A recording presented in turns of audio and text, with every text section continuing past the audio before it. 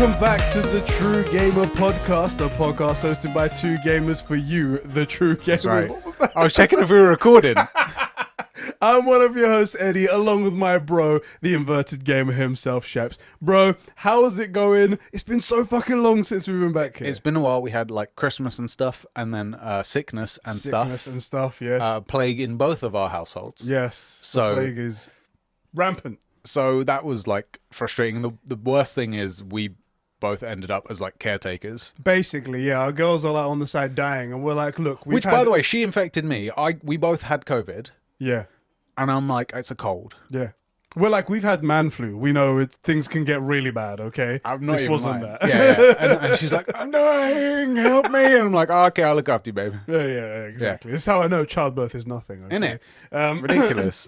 But yeah, that's been happening.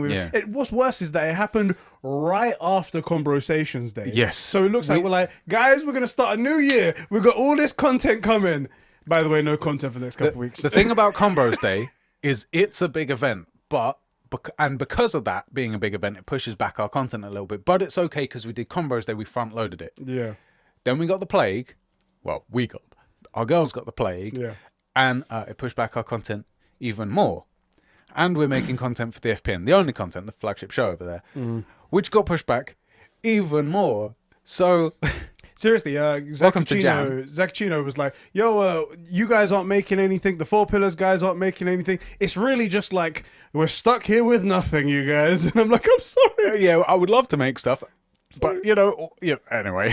Yeah, anyway. Welcome back to the True Gamer Podcast. Massive news has happened today. We're going to get all into that, and it's a big old thing. But before we get into that, we're going to thank our special bros, the great people who support us over at patreon.com/Conbrosations. Our super bros, and there are so many of them this month because of Combros Day. Yes, thank you, Combros Day, boys. Thank you so much. Those great people are Diogo Dildo, Isak the Ultimate Cumsock, Sabine from Smallville, the Star Wars Encyclopedia, Adam Sundling, Jeremy Renner, that's right, an official Avenger, the $69 tier bro Super Sus Ben Fryer. Gamer. Nice. The Ultima Splare Adam, the high quality potato. That's Swedish, you'll know what that means. The filthy FIFA fanatic Joe McCormack, my juicy left nut, the super sexy producer Sean, big boy Billy, Catsper the friendly patron, the gamer from Gaming Shire Dave Bindis, Chris the artiste, Rick the hentai dwarf, God, Master Chief himself, Albie Scory, and Kevin the #1 simp.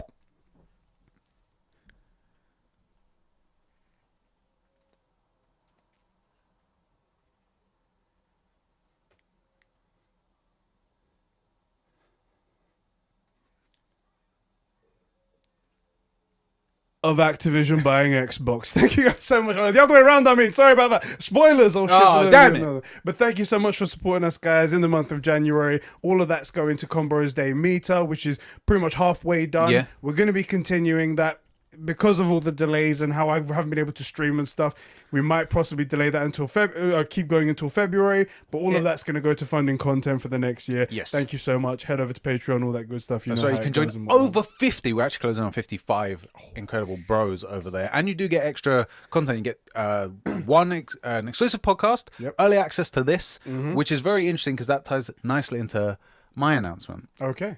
Your announcement. Which I got to be upfront with you. I cannot take any credit for this. Okay. This was done behind my back. Oh, okay. But what I can take credit for is, and luckily the day lined up, is telling you today, because it's not supposed to be today for you to find out. Right. I can't take any credit for it, but I can take credit for this announcement because today's also your birthday. Yes, it is. I am the great old age of 85. I don't feel a day over 85. It's been 83 years. I'm 32, but I don't feel a day over 85. That's you don't look it either. Oh, thank you very much. Thank you so much. It's all in the knees and the back. So, there's something for you to read, and then a link for you to click to see what was done. So I'm going to send this to you on Discord now. You need to read this out loud without reading it first. Okay. And then click the link, which I'll send as soon as you've read it. Okay. All right. To Eddie, the Conbrosations and Four Pillars community would love to help you out and pay for the tools that were stolen. Really? We love all the stuff that you do and Sheps do, and neither of you deserve something like this to happen, let alone losing jobs, feeding a child, caring for a pet, and paying a mortgage. We don't seek anything in return. Hope you accept this gift and get back to you on your feet quicker. With love, Conbrosations and community. Click the link. Guys, you really didn't... Did you guys... Fuck off. They did it behind really? my back and came to me a few days later. People came to me and asked me, and I was like, no, look, it's not your... 840 people. And names that you know, and names that you don't. And I didn't see any of this. Why did this... How did this It was kept happen? behind my back. They asked me when they should send it to you, and I was like, let me save it for the true gamer. They don't know that today's your birthday. But I did, obviously. And it happened to line up perfectly. So happy birthday. Bro. You got a couple weeks of my luck. Now you're back to your luck. So happy birthday. That's fucking... what the hell? Diogo created it. Probably with the help of everyone else. People came to me and I was like, look, I understand YouTube stuff. You guys benefit from that. And it's like tech stuff for the YouTube channel. I get it. This is like my life. If I hadn't been on YouTube, what would have happened, right? Yeah. But, man, you guys really... and so many of you... Yeah, it's a lot. It's a lot of people. It's a lot of boys. And they all left... most of them left messages. So tonight, read through it. Because there is literally 40 plus. So you can't read it all now. But that's your... See, they said, oh, let's tell Eddie... when should we tell him? Dio comes to me in a DM and he's like, we did this thing. I'm like, bruv, sick. And they're like, okay, we're going to tell him what... That's why I was asking you about the email. Because it has to go somewhere. Ah, you sneaky son of a bitch. Yep. Okay. You asked me about email. I was like, what's that all about? Yeah. Okay, and they're like, oh, it expires on like the 22nd or something. And I'm like, look at my thing. And I'm like, let me tell him on the podcast because I know what day that is. I can't believe you guys did this. My God, this community, how have we fucking stumbled upon a fucking solid group of lads like this that you don't even have to ask for help. They're just straight away. They're just like, I want to help you. That's what I want to do. My God, you guys are so fucking awesome. I'm lost for words. I'm lost for words. I wanted to do it on the podcast because otherwise this just would have been a cool thing in a tweet. Anyway, buckle in. We got about 10 hours of content to make today. Yeah, we do, don't we? On your birthday. Pull it all together. That was another thing as well. I was like, well, I'm not going to miss today, which I might have done in the past because it's my birthday. Yeah. But I'm like, we haven't done any content for the guys, and I need to do this for my own sanity. Like you said, when you said, oh, we'll record on Thursday, I'm like, okay, cool. And then maybe a day later, Diogo's like, hey, we've done this thing. And I'm like, this lines up so beautifully. I got to show you. I wanted to be there because it wasn't my idea. They went, like I said, behind my back. That's on their own crazy. initiative. Diogo set this thing up, or I'm sure a lot of other people involved, but Diogo's name's on it. So get fricked, everybody else. And they just went out and did this because they're sick and also epic. I fucking love you guys, honestly. Sick, innit? You're so amazing. It was one of those things. And that, after Christmas.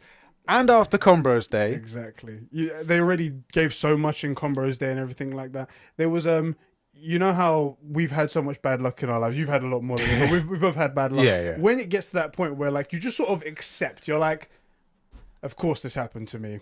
All right, no problem. That's what it became. It's at the point where it just makes me laugh now. Yeah. I have had that much bad luck in my life. Don't get me wrong.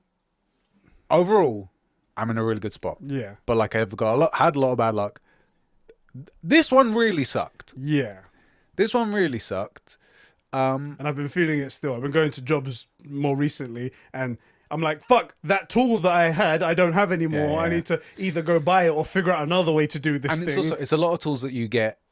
Sorry, there's a bit of like trade talk, but like there's a lot of tools that you pick up that you would never go out and buy, but that one time you needed it, and then it's come in handy a couple of times. And when you need it, it's a lifesaver. It saves you the whole day. Yes. But you never think of it. If you were to write your list of tools that you need, it's like screwdrivers, grips, that sort of stuff, and you never think about like that, like box spanners or like the dumb screws, thing, or exactly. dumb little things. They're often even pretty cheap, but like because you had it and your mind goes to it, but now you can pretty much get close to getting it all back.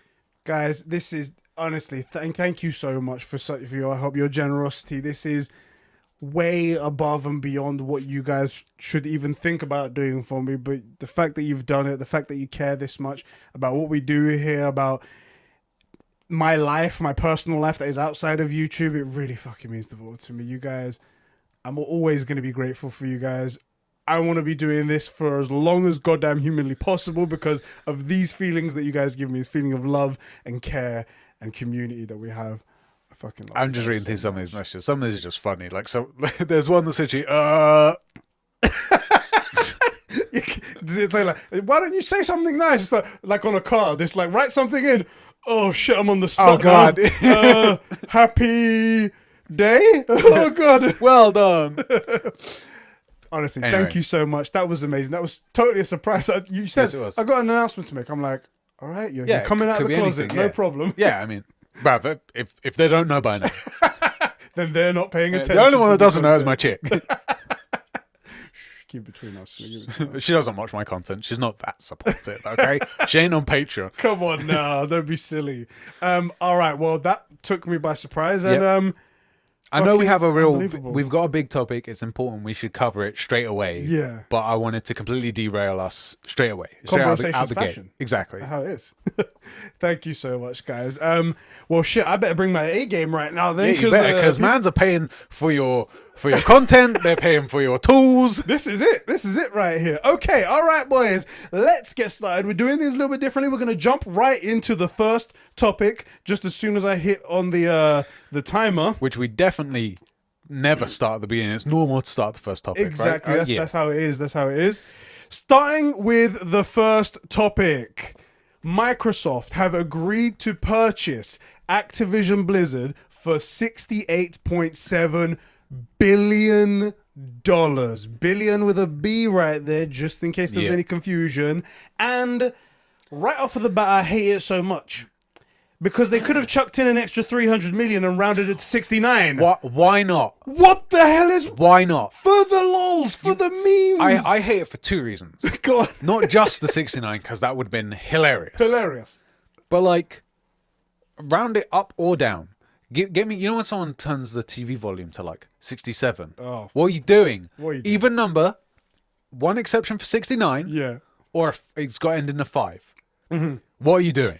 I'll tell you something, actually. I was getting a little bit, not antsy. I got antsy once with somebody because in the comments, people were like, 70 billion they paid for it. And I was like, I get that it's close to 70 billion, but you do realize you're rounding up $1.3 billion. That's more than some people are worth. That's a more lot than of some people countries make, I think. I was like, that's a big roundup right Yeah. there. I get the number, but that's a big roundup. Anyway, that's happened, and it's shaken the entire gaming industry. Everyone on both sides, yay, nay, oh my God, what does this mean? Oh, this doesn't bother me. Everyone is talking about this thing. Yeah. How do you feel about this whole situation? How did you process Well, it? I mean, for one, obviously this is pro-consumer. Pro-consumer. Because now games will be for everyone regardless of their platform, right? That is Phil Spencer's thing. When everyone plays, everyone wins. Exactly. I will say, and maybe we can bring it up on screen. There's like a list when they did the announcement of like the big IPs that Activision Blizzard owns. So it's things like World of Warcraft, Call of Duty, all that I stuff. actually have the thing here. Here's every IP. Do you want me to read? Not some out every for IP. you? There's an image that's been going around on Twitter of like their biggest IPs. You know the one biggest. Oh, you mean like this one? I mean? That's the one. Yeah, Overwatch, Diablo, Call of Duty, World of Warcraft, Candy Crush, and Starcraft. Cool. My question, because that's the official stuff. Of those, can you name me one of them that's relevant? So this is my opinion on it, and I've actually got in pretty heavy with Rob, friend of the show, because we were talking about this. Mm-hmm. I think this is a massive move in 30 years' time. Okay, all right. Go ahead. As far as I can tell, Microsoft still owns nothing, has nothing to show. They own a lot of IPs, which they already have done. Like they own Rare, Where's Banjo-Kazooie? A game that would bang right now with a studio that can absolutely do it. They own a bunch of things.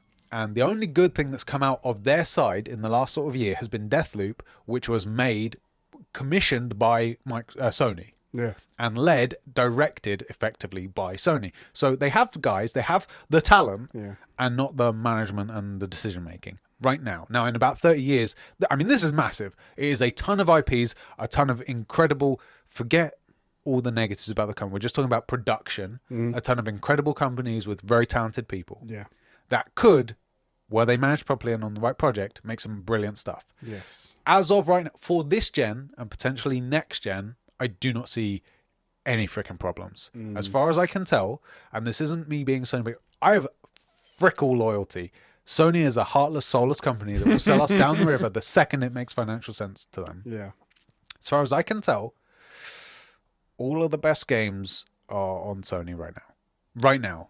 Maybe Fable will change that. I was hoping Halo Infinite might, but that's kind of been a flash in the pan.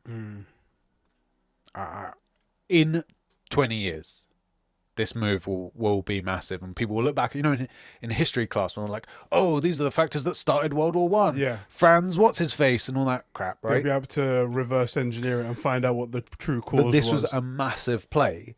The one real thing is it lends real credence. We've been saying this for many, many years, and now it's obviously true. Makes sense why Microsoft doesn't care that Game Pass has made no money. Because they're just willing to throw money around. They have the buffer. They've spent, in the last 2 years, $73 billion? $77 billion. $77 billion. $78, 75, nice round number. $75 billion on... You saw the GIF, you saw the image. Overwatch, yay! A game that's been dead since 2017. That's the big thing that I was thinking about, because Microsoft seem to be going for companies that are on the real downcline, really losing relevancy. Downcline, is that a word? That's not a word. Decline or downfall, or one of those two words is perfectly good. Seems to target those. Bethesda once was a great publishing house. Yeah. With a bunch of great IP still attached to it. However, recent years, kind of meh. They've had Doom come out of it, but really that was id doing it more than anything else. It was id, and they published under Microsoft, correct? No, they published under Bethesda, that's right. It was a very murky thing, but still, they've got the IP now. However, recently they haven't done anything, so it's that was really overpaid. Yeah. Now with this, granted, I'll give them a couple of points. Call of Duty, while it is going far down from what it used to be back in the day when we used to play Call of Duty.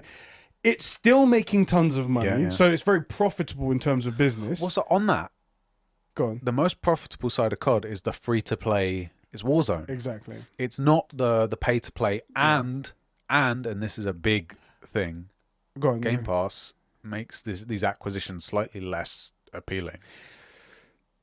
Let me finish my point. So we can come back to that. That's Call of Duty still makes a lot of money in terms of sales and stuff like that. Starcraft has a huge Chinese following and massive whatnot. in Asia, Warcraft as well over there. Overwatch.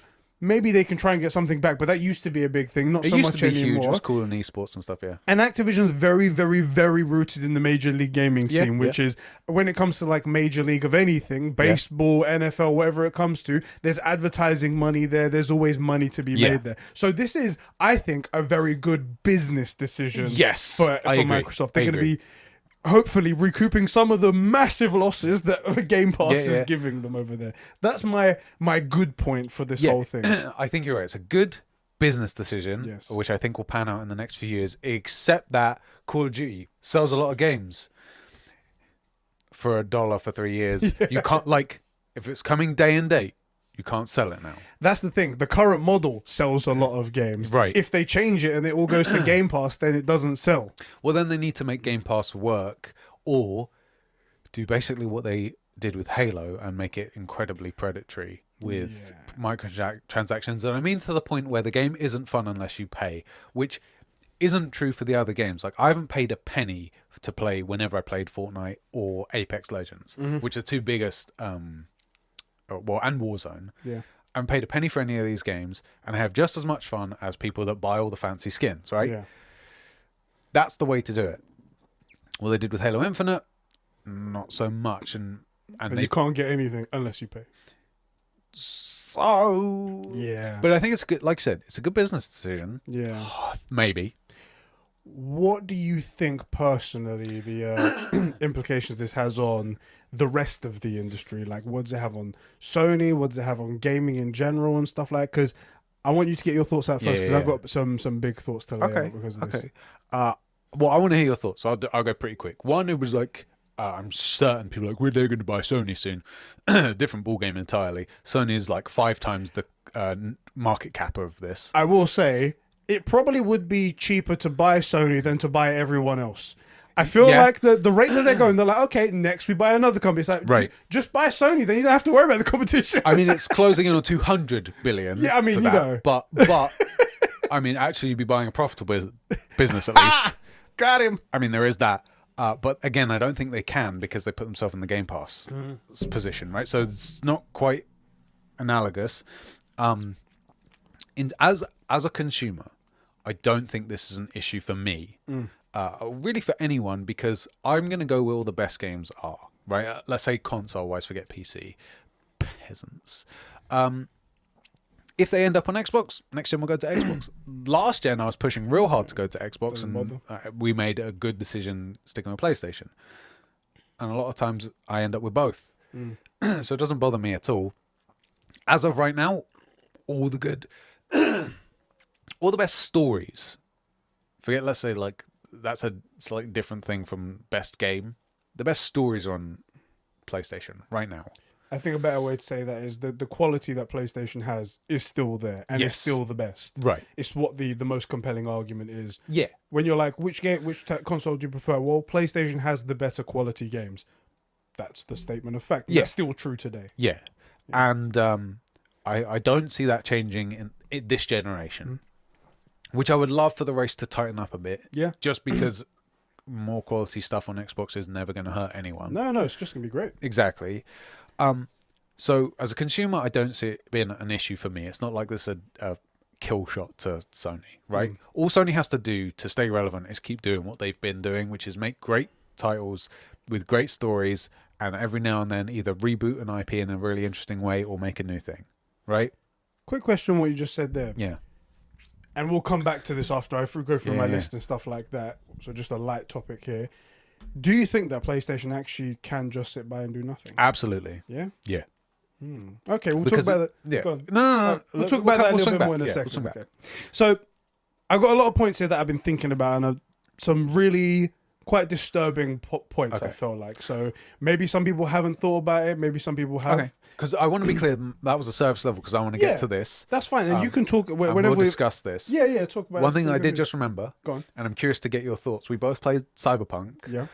Do you think we're starting to see, like, with Disney and with Microsoft, the great entertainment corpo war about and how many lives do you think will be lost? We're definitely entering that stage. I think so too. All we need is some big security company, maybe Boston Dynamics with their robots and whatnot, right, to come up with the security forces, and then they all get hired by these corporations, and then there's just a big corpo war. That's all it is right there. Yeah, go where the money is.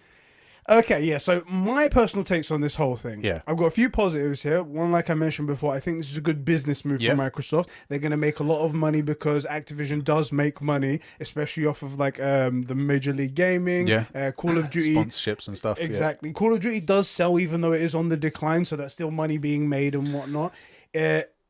Provided they don't change too much of it, they could just take all that cost on. They'll just take all that profit onto their books right there. Another big... great point. Bobby Kotick will finally be kicked out of the company. It won't be now. It'll be... Are you sure? Would you put money on it? Well, this is the thing. They've made a statement to say that he's going to leave at the end once the deal was done in 2023, which is at the end of the financial quarter, once the deal is done.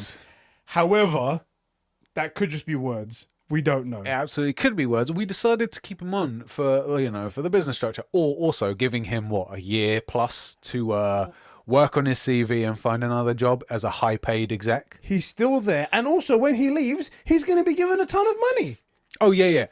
People don't get this, but at that level of business, even getting fired, you have massive severance bonuses. It's going to be like $500 million or something like that. gonna It's be just a going to be lot, given yeah. just to leave. So the guy's going to be paid up until then. He's going to still be in the position of power. However, he will eventually be gone, and then we can finally start doing some change over there. This acquisition is definitely better than someone like Tencent buying Right. Activision. Yeah. Because the Chinese stronghold that we've got over gaming and stuff like that is already prevalent. It would have been 10 times worse had they bought Activision. I want to be very, And very they are clear. a scum company. You don't want to get I want to involved be with them. very clear. Our beef is very strongly against the government, but it is very strong against. Nothing against people. People are fine. We just hate the stupid regime that they've got over there. I think if your country has concentration camps with millions of people in it, you might be maybe the bad guy. might be something there. So, And one final personal thing, just like we said earlier, personally, this doesn't really affect us in any way because prior to this, we had already said we're going to boycott Activision games because of the shit that's going there. Yep. But really, that boycott, to be honest, wasn't that effective because we didn't play Activision games we anymore. didn't, and even if our entire shared communities did, it's a drop in the ocean. Not even that. Exactly. We've moved on to far better games, far better quality games. Activision in the recent years, they had sort of stagnated and sort of converted everything into a Call of Duty studio. Yeah. And nothing interesting was coming out of them. Yep. Maybe also when Microsoft get them, they can change up. Maybe they can do something with the IPs with the freedom that they have over there. Do you think Microsoft's going to do that? It's possible not, because Microsoft aren't exactly great at managing studios. What's They've really proven that interesting- with their backtrack record. That's the thing that I don't understand. Because I have a real interest, like a genuine interest. In my free time, I read books like The Prince, which are hard read, Machiavelli, and shit. Okay. I'm genuinely interested in strategy. Right. I don't play chess or any of that shit, but like I'm interested in it. It's interesting how like people move and stuff. You know, like when you watch like you're saying, you can trace back moves like in history and stuff. Like I like to look at that stuff and try and see the pieces of the puzzle playing out as it happens. Which is a weird thing I'm into. Microsoft makes really, really good business decisions at the top level, like acquisitions, who they acquire, where, when. But then in managing those assets, I cannot figure out where the minds that decide what to do and craft those deals, because no one just goes, "Oh, hey, Activision, we wanna buy you. Oh, cool. What's your offer? Oh, $68.7 billion. Cool, we'll accept." That's not that simple. Yeah. But then you have a company like Bethesda, which they bought ZeniMax or whatever, but it's Bethesda for $7 billion, who, when left to their own devices, or even under Microsoft, make nothing of consequence. Yeah. And then, clearly, as we've seen, is the decision-making. In Deathloop, they make something really good. Yeah. So they have the talent, not the decision-making. Yeah. Where does it go? There you go. Because that I can't figure out. I can't figure out either. And that's one of the reasons why I'm not so sure this is like a kill shot to Sony. Because they haven't demonstrated any ability to turn those things or to manage those things into anything fruitful. Exactly. They have a lot of the things and none of the products. Even in the past, like they saw what they did with Halo. I mean, the recent one was a bit better received than previous ones. There's still mixed feelings going on there, and there's still other issues. Let's take only the good. Forget any negative about Halo Infinite. Take only the good, and the best thing I've heard about is it's the best 343 Halo. Yeah.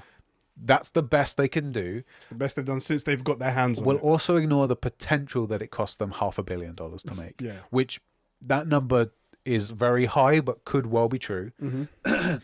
Let's ignore that. Let's say they made it for 90 million, which would be fairly cheap for a game with its pedigree, and it's the best one that 343 have made. Still not doing very well. Yeah. And I'm actually keen to play it, but like, exactly. you know. Also, and I mentioned Rare before. They've had Rare for, I want to say, like 10 years. Yeah. The Rare's best performing IP as far in terms of like sales, you know, when you factor in the size of the feel and stuff, I do believe is Banjo-Kazooie. I think it might be one of their best performing. When you factor in the fact that it was made in like... Now they've got Crash Bandicoot as well under Activision, so... well, which was a PlayStation mascot kind of thing, and now it's been disappeared. but here's my thing is, Rare made Banjo-Kazooie, which would bang right now. People want those kind of games. The Crash reboot proved it. The Ratchet and Clanks proved it. The success of is it Cosmonauts? No, not Cosmonauts. What's that? It is an Xbox title. I forget what it's called. I don't know. Aquanauts. It's something like that. Psychonauts. Yeah, sorry. I don't know why I didn't think of that. Psychonauts. Proves that people want these games, and it's an easy staple. Yeah. And they've had Banjo-Kazooie, one of the most beloved of those franchises, for at least, I want to say it's at least a decade, and not done anything with it. Yeah. So that is why I don't think the issue is in management. If Microsoft came to us and they were like, boys, we want you to kill Sony. Yeah. Bet. Me and you can do that. Bro, we just need to greenlight the right projects and get the right storytellers. Yeah, with this business move, and you give me the money, we can do it. It does seem that they've just been all acquisitions and nothing really to show for all of that stuff up to them.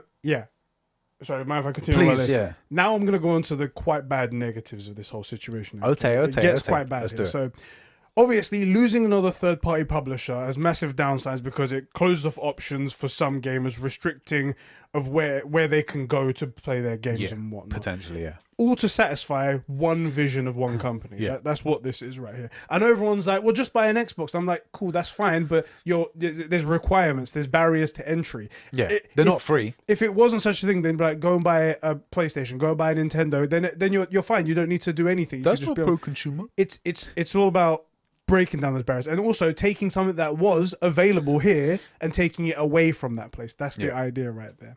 And that's cutting off communities from an IP that they may have loved and whatnot. The biggest issue, however,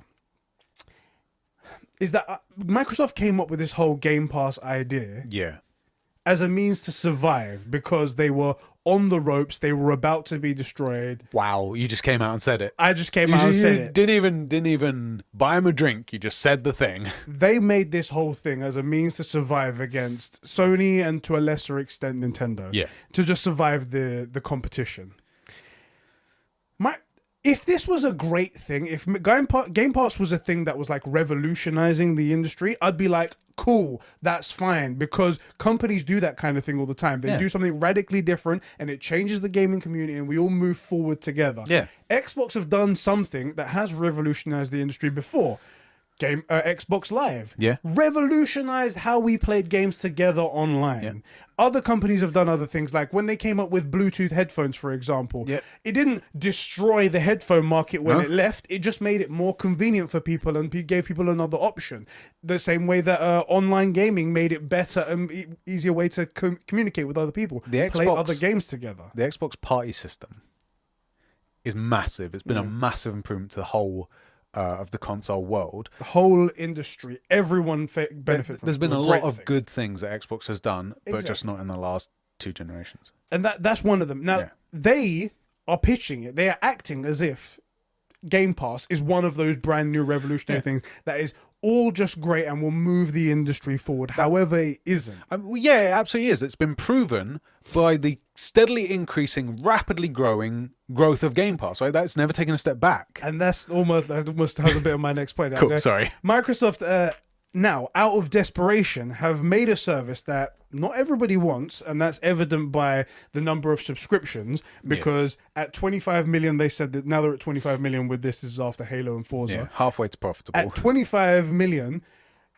that means that the whole of the PC market, which is like billions of PCs out around there, the world, around the world, haven't all gone and adopted it. Clearly, they don't want it. All of the Xboxes ever can have it, and you can have it even if you don't have a PC or an Xbox. You can have xCloud and do cloud gaming with them. So everybody who has access to gaming has decided that only 25 million of those people think. And on top of that, you're giving it away for free. Yeah. On top I was about to say, giving it away for free and everyone having access to it, only 25 million have decided they want to do it. That should be an indicator that this isn't something that everybody wants. Now, that's fine. That's fine. You can still make something that not everybody wants. Sure. That is completely fine. I'm on board with that. However, the damage that it causes to the industry. Oh yeah. That's the thing that you need to pay attention to. And the fact that Microsoft are doing it disregard of all the damage that's going on around them, that pisses me off a little bit, because it changes the whole economic landscape of what's going on here, and how we buy games, people that don't buy games anymore. Yeah. Let me just read my next point here. If it had only been their own games, if it had only been Xbox games where like, okay, Halo, Forza, and all their other games on there, and they went, no problem, we're going to put our games on a service, and we believe this presents the best value. If it genuinely was something people wanted, people would come to it. Yeah. However, what they're doing now is they're going around buying massive publishers with loads of IPs and loads of studios, taking them off of the board so other people have no other choice to play those games other than going to them. Yep. Essentially forcing everybody in the gaming industry to adopt this idea rather than presenting it as a good choice and everyone getting it on board. And what that does is drastically change how other people operate. Sony now, I guarantee you, as soon as that came out, first thing they did, get on a Zoom call. They were like, what do we do? What is our response? Do we do anything? Do we do nothing? Do we go and buy a publisher? Do we go do that? These are all things that distract from their normal operations of making great games, making their own partnerships with other people. Sony does seem to be easily led by Microsoft as well. Well, the thing is, it's a massive company. Yeah. When you have huge mountains moving, you can't just stand there and watch it. I think they should. Do some. Well, should maybe possibly. But no, it's going to take many man hours to decide if doing nothing's the right decision. Well, this is the thing. But also you're thinking as it currently stands now. Yeah. Who is to say Microsoft is going to stop after this? Who is to say they won't go and buy Square Enix because PlayStation has such a good partnership with them, just to spite them, just to take those games away? Who's to say they won't buy Capcom games just to take all the Resident Evil stuff away? Who's to say they won't buy the next big thing, the next big company, that big company, because they can? They can. And if PlayStation just sit by and do nothing, they get wiped off of the map. So this is where we disagree. Go ahead. I think this is where I think they should let Microsoft keep going. Yeah.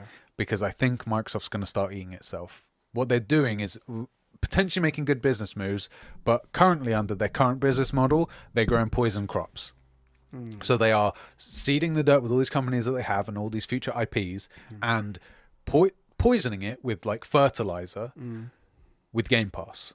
Because the second these games come ready, they have to give them away for free. They can't recoup the loss, and they're still working on making a culture where people don't pay full price for their games. They get Game Pass for the games that they want, and then get rid of Game Pass till another game they want comes out, which makes the most sense if you're on Xbox. That isn't. I'm not criticizing the people that do it. It makes sense to do it that way. You've been given this great opportunity, this great offer. You can't spit in it. Why would you turn that away? That's dumb. Exactly. If we were on Xbox, that's the way I would be doing it. I'd save a lot of money doing it that way. Can I interject in that point right there? So that's another part of the detrimental effect that's going on with like Game Pass, is that on top of it being that everyone now has to go into your vision of this future, despite all the shit that's going on around you, it forces this whole culture of people that believe that games should be free, and people that don't buy games, and that's going to be the future.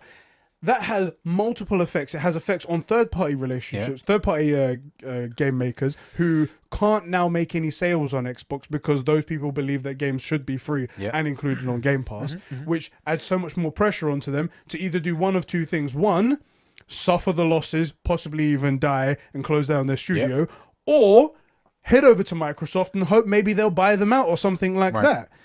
It's completely changing how everything works. And the thing is, Microsoft are fine doing that, because in all of those scenarios, does Microsoft lose out in any way?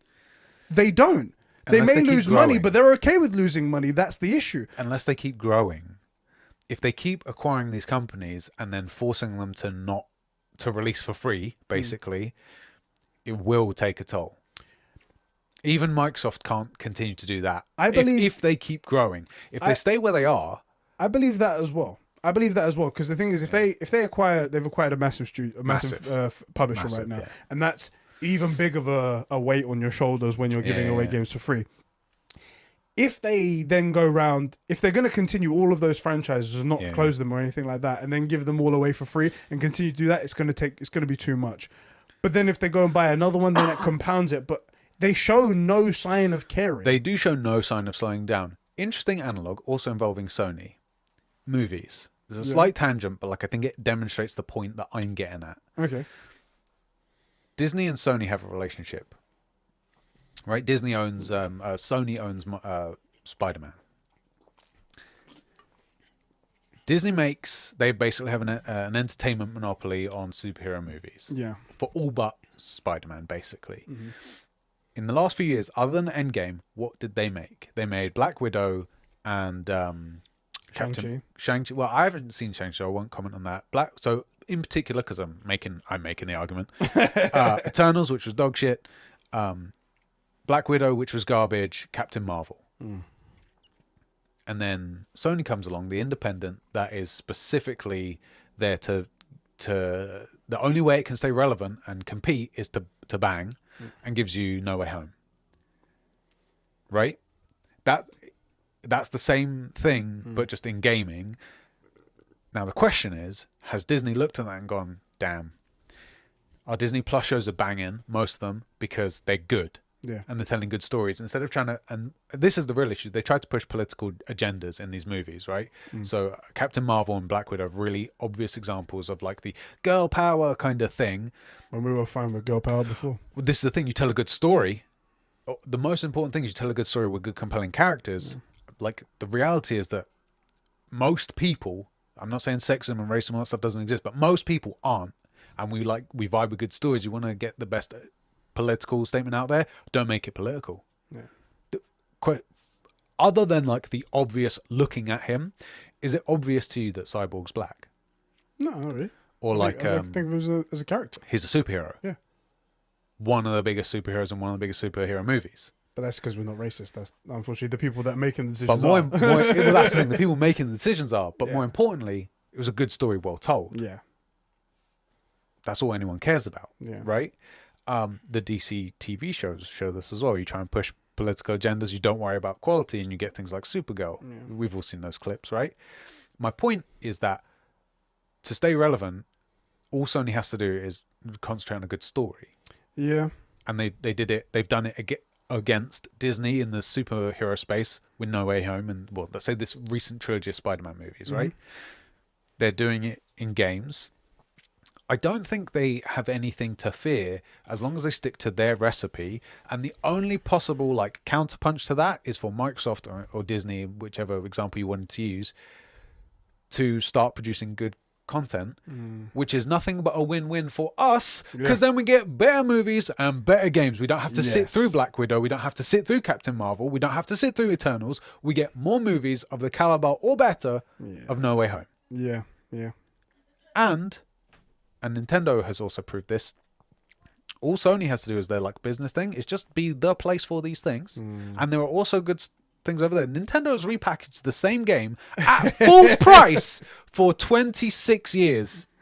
And we still buy it. You know? You're right. So, yeah. Your idea works great. I like it. On paper, innit? That's the thing, on paper. And the thing is that with this purchase, I think this is more malicious than people are realizing. I actually agree with you. And the problem is because Microsoft is being so malicious, the idea falls apart. It's taking things like Crash. Exactly. That's the thing. And it was very clear that Activision was a good buy because of the Call of Duty partnership that they've got. There's so many PlayStation ties in there, and that's what makes me think that maybe next they'll go for the big fish. They'll go, well, not the big fish, but they'll go for the next big fish, where they go Square Enix. So you guys have had these Final Fantasy games on lock, and people love them. It's selling so hard. We're going to take that away from you, and they can. And I can totally see that being the next thing they buy. Maybe. Let me go on with my points right here. So some other detrimental effects. So how are other companies going to react to this? Let's talk about Sony, for example. Yeah. Sony's thing right now is that they invest in a company, get an exclusive game out of them. If they do good, they usually buy them. Yeah. Sometimes, not all the time. Or they continue their partnership with another game. Yeah. If they don't do good, that's the price of doing business. That's just the way it is. You turn around. You think Microsoft's going to come in and swoop them up before Sony can buy them?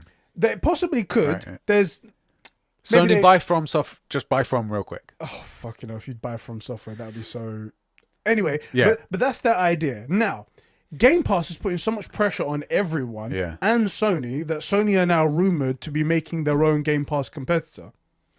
Yes. If they make this Game Pass competitor and it's a good value, Yeah. it means they're going to be losing money at the beginning of this. Yeah. At least at the beginning, maybe for longer like Microsoft is, but PlayStation has more of a chance to recoup its I losses agree. because of the bigger base it's got and the better quality games. Yeah. But let's say they're going to be losing money at the beginning. That loss of money is taking away from everything that we could be getting in the future. Yeah. This is going to be taking away from the fun that could go to Hideo Kojima's next game. Could be going away to Amy Henning's next game. Yeah. It could be going to the next studio they may invest in. Could go to the next indie studio they may pick up, or the next auteur, whatever they find. They go, you're going to be a great guy. We should invest in you. This is all money that could be taken away from great organically developed games and studios that were doing so great, that Sony was so well at, and providing us with such great entertainment. All because Microsoft are forcing their idea of Game Pass, which is losing money left, right, and center, is not promoting a healthy economic gaming industry and a buying practice with a bunch of gamers, all for the sake of them surviving. Yeah. That is the ultimate bottom line. Not that they want to do better, they just want to survive. So I think you raised a really good point about it's not so much that Sony's coming out with a competitor. I mentioned it earlier. I said that Sony seems to be really easily led by Microsoft. So, and my prime example is backwards compatibility for Horizon Zero Dawn and God of War. Yeah. And that, in my opinion, as a decision, was solely made because they believed that their prime competitor was doing the same thing. Yeah. The Phil Spencer line was, for the first year, no game that we make will be next-gen exclusive, knowing that they're not bringing out any games in the first year. The first year had 0 games. But that Sony probably were. Yeah. And knowing that, Horizon was scheduled for 2020? 2019, it was somewhere in there. It was scheduled early enough in the generation that they come out with that line, change the discussion, and Sony goes, shit, well, if they're going to do it, we got to be able to compete. It's got to work on previous generations. Potentially, in my opinion, significantly hindering both Horizon and God of War because they believed Microsoft's propaganda, which was basically business espionage, which, again, masterful stuff. Masterful. Brilliant. Yeah.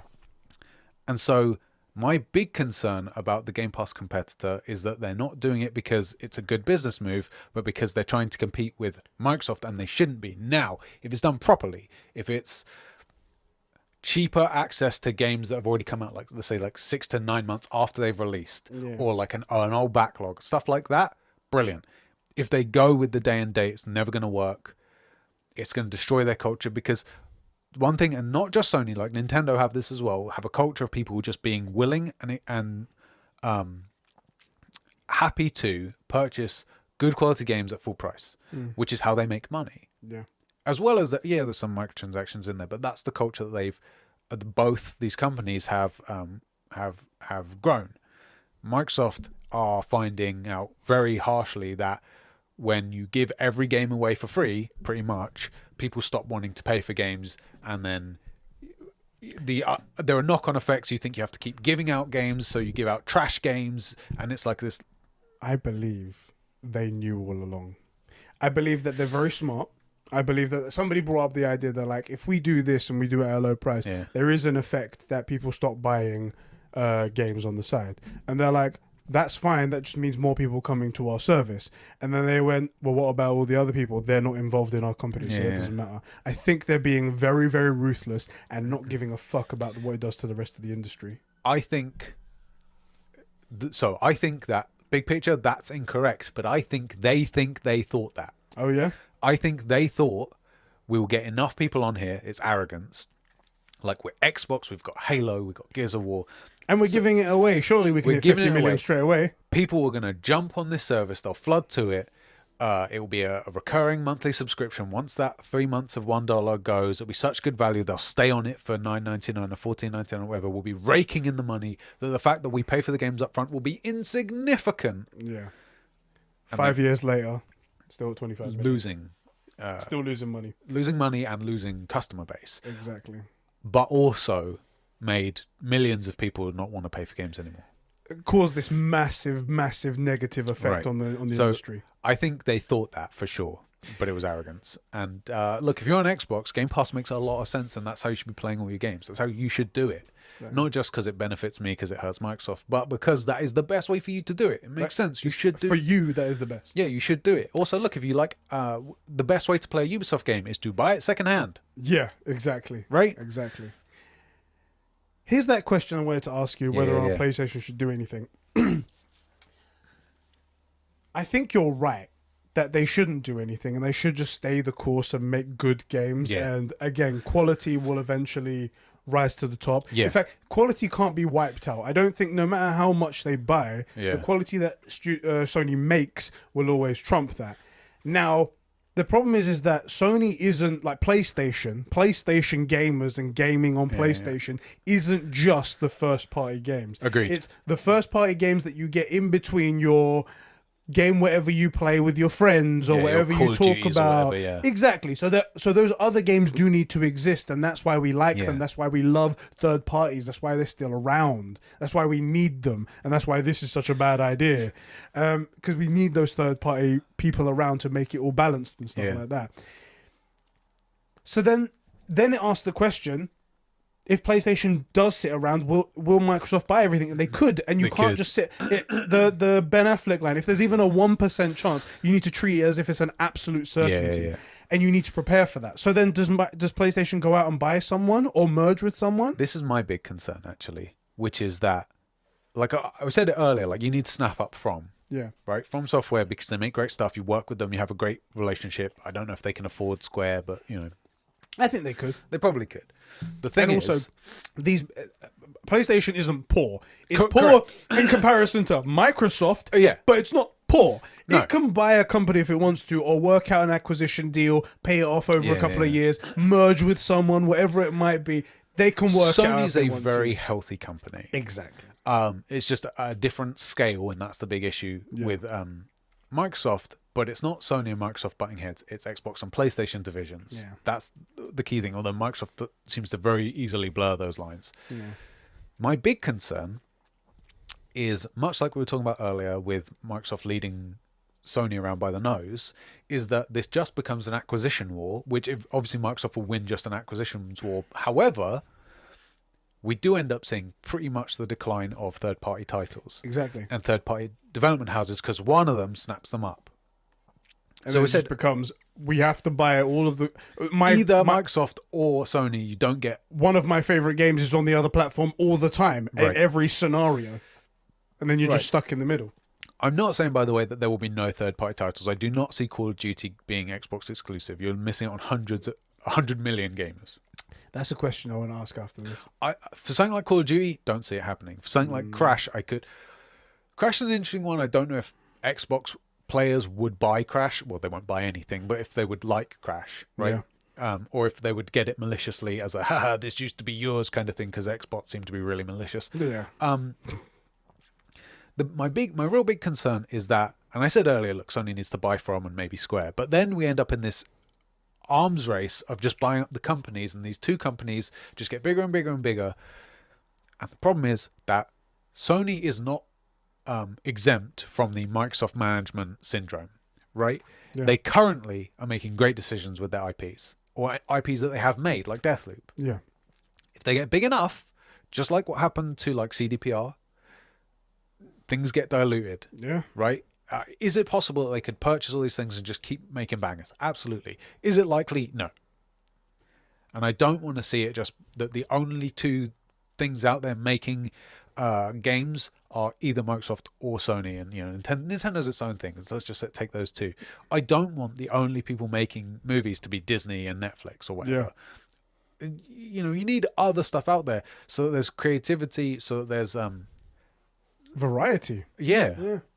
And it promotes healthy competition as well. Absolutely. And also there will come a point where like there are things Disney will not greenlight because it doesn't align with their brands or whatever, but Netflix someone else will. Like, for example, Disney, if you think of like the kid movies, they're not going to greenlight Logan. But Logan needs to be made. It's such an incredible story, right?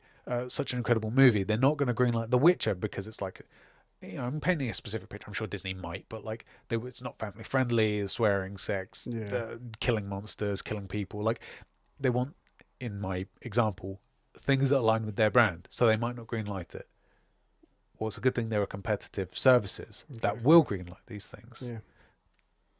Yeah, just it's a weird world that we live in, where like it's mainly the people who are stupid who are talking up about this, who are like us, definitely us, but mainly people who are stupid who are talking up, going like, this is the greatest thing in the world. Less options for people, and more, everything going over to one person is definitely good for the industry, is definitely good for everyone. This is a good idea. And then they bring up stupid comparisons where they're like, well, no one complained when Sony bought Housemarque. It's like, you're comparing Housemarque that's not real one. Serious stuff like that. Like, you're comparing Housemarque to Activision.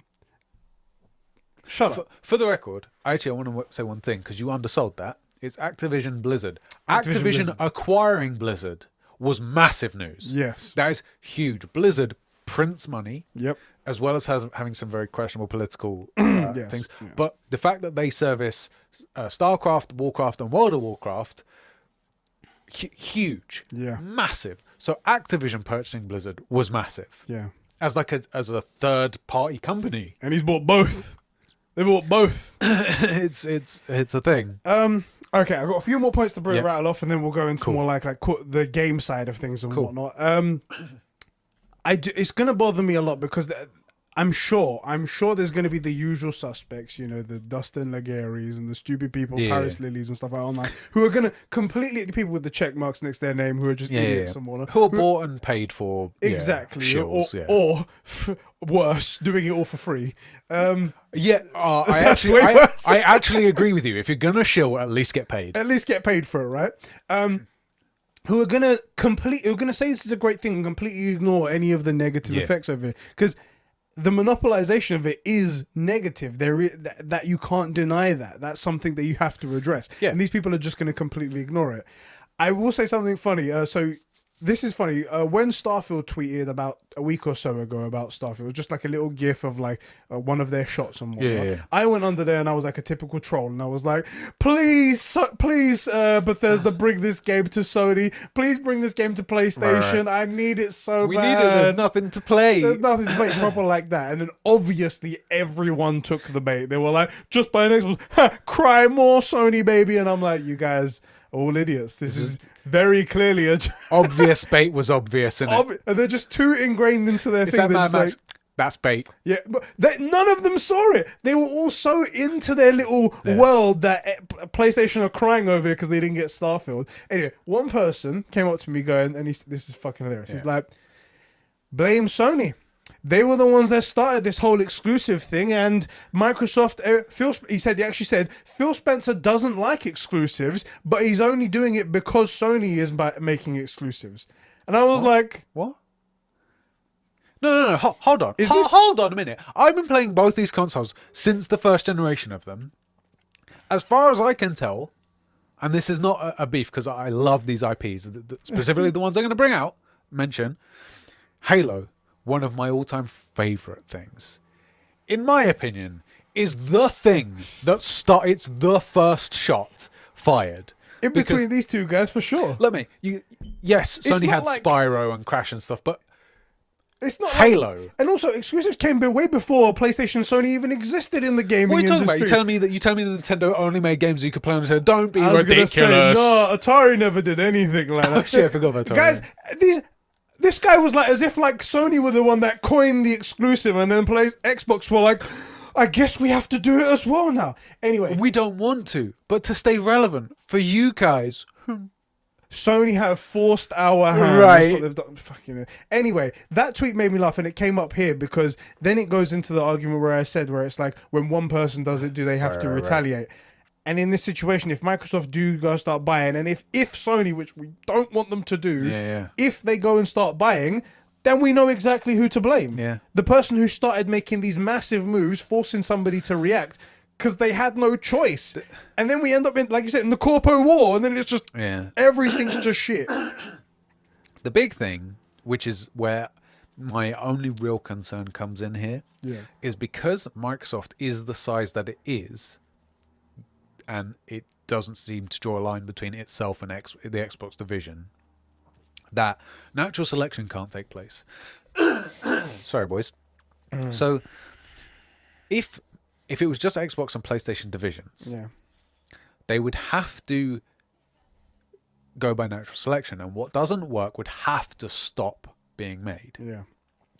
Sony makes these banger titles like God of War not because they love you, but because The Last of Us proved that that is exactly what people want. And if you look at it, God of War 4 is just The Last of Us. Right? It's the distant father takes on a burden in a child that it doesn't really want, and they grow to find that they love each other. Yeah. That's the basic gist. It's a story that bangs. Yeah. They didn't make God of War because the goodness of their hearts. Right. That's what they did it for. Right? PlayStation love me personally. You That's know? why they did it.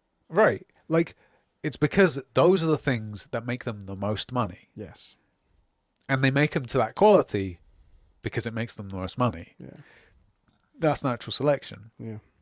There's a reason that we haven't seen don't get me wrong, I know they have like remastered and stuff, Crash and Spyro and stuff, but they're not putting billions into another one. Right? It's because the most money is going to come from Horizon, from God of War. And there's a reason why we haven't seen many more subscription services like Game Pass pop up, because it doesn't make the most money. And I'll be fine if Microsoft were to do their own thing, if they were to say our games that we have currently, without affecting the rest of the industry, our games are going to be on this service and we're going to give them away essentially. No problem. Yeah. No problem whatsoever. Take that as far as it needs to go. If you're okay with losing money, which you seems like you are, continue that for as long as you want. Yeah. But when you start taking games from outside of your ecosystem, from outside of your reach, and bringing them in, taking them away from other people to force them to come over to you, then it's an issue. Then you're bringing your negative effects over to everyone else. That's the real issue. Yeah.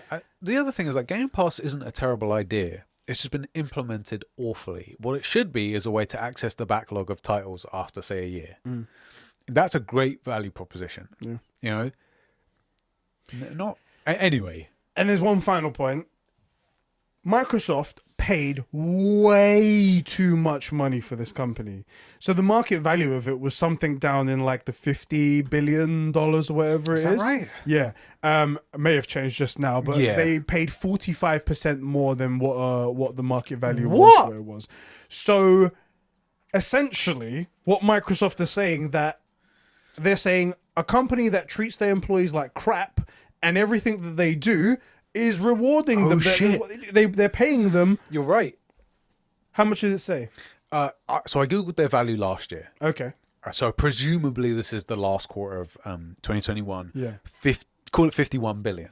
51 billion. And it's jumped obviously this year to 71 billion.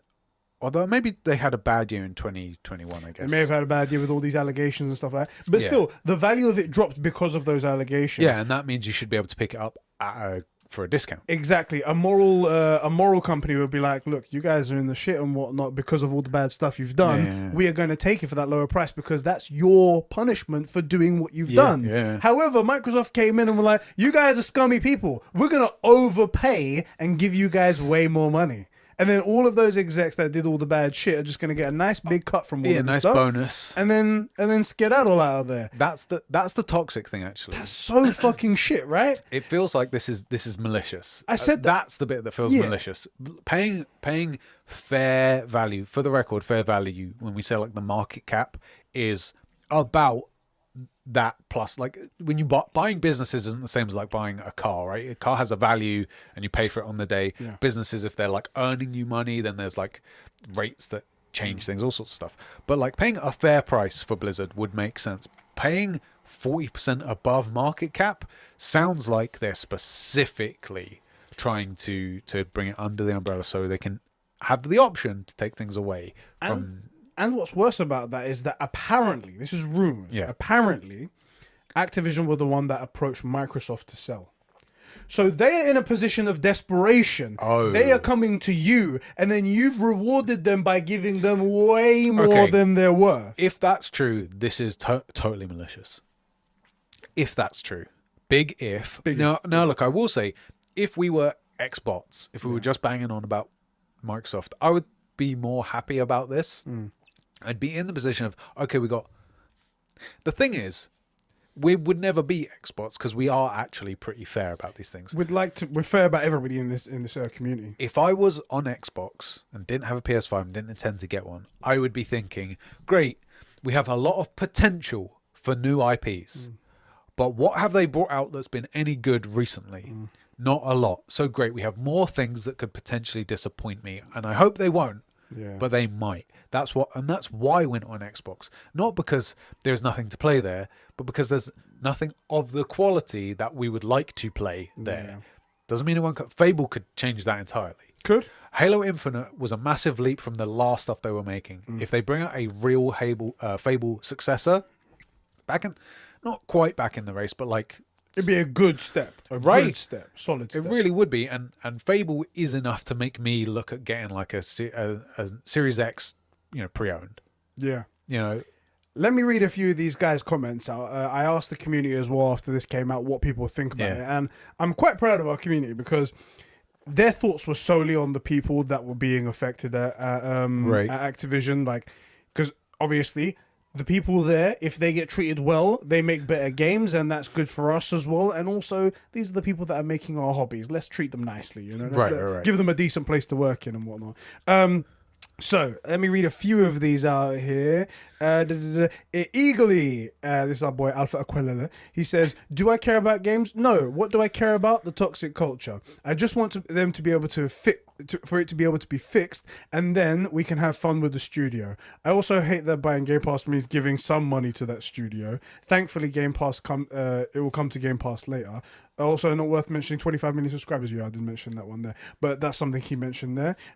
Isak, something on there. Usually, I would think something negative about Microsoft buying these game companies where all on the systems, and then taking off future games from the systems. Then I just care about the companies and what they're doing, so contributing to the industry. However, I am pretty happy Acquisition Blizzard were acquired. They were in desperate need of better better leadership, and now reporting that Bobby Kotick will step down. This is a big step towards improvements in terms of work conditions and the awful cultures in the company.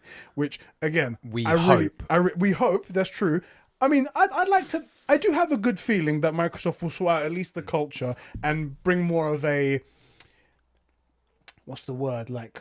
Microsoft's very, very keen on its specific image. Conscious of it, I would say. Yeah, right, exactly. So they will be on the lookout for it, and people who do stuff, they'll be reprimanded accordingly, hopefully. Or just better burying it. That as well, that's possible. But I mean, if they're very good at burying it, that we haven't heard anything about it, that's impressive. But hey, can happen. I mean, I'm not so, just look, Microsoft's got the money paying, everybody's got a price. Yeah. I have a price. You do you? Definitely. Give me that money.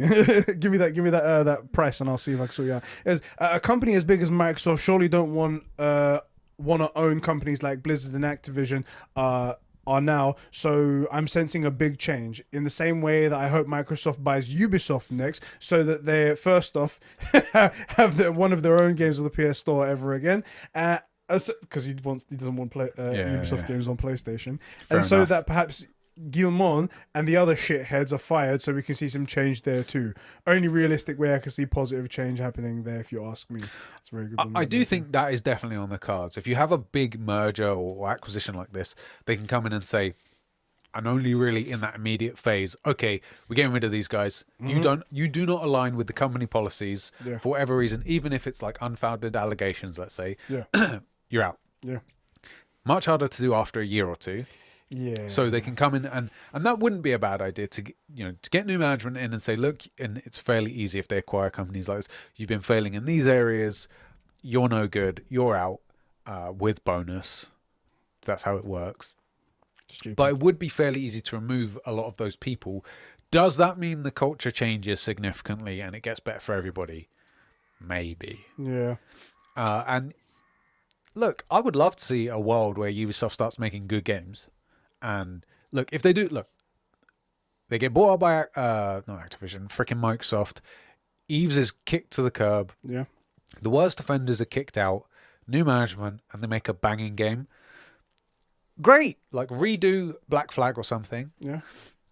Bring out a banger. How is that bad? It's not a bad thing. Yeah. You know, it isn't. So let's go for it. But is it going to happen? Only time will tell. Because I do think Microsoft's more conscious of the image than the product, than the outcome, let's say. You know, they want to look good, not do good. That's why Phil Spencer's always doing interviews and saying things and shit like that, trying to get this image looking well, rather than, because if you look at the products, there's nothing there. They want to own the discussion, not the quality. That's it. He's a politician, and they Phil Spencer, so that's the way it works. And I mean, to be clear, we mean that in the worst way possible. Yes. Dark Diogo Rat Sydney says, if Xbox makes Activision games exclusive, which is something we're going to talk about right now, I can't say that I'll be upset. I've only bought 3 Activision games, Crash Remake, Crash Racing for my sister, and Modern Warfare Remaster, and I won't be missing out on anything I care about. However, my worry is that Xbox and Sony will battle it out, buying all the developers, so that there's this literal war of consoles you get. Reminds me of that movie studio, what movie studios did in the early days of cinema, where studios bought cinemas. This means that they exclusively showed that studio's films to take money away from competitors. If consoles do the same, we're super fucked. If the third-party titles are and only exclusives.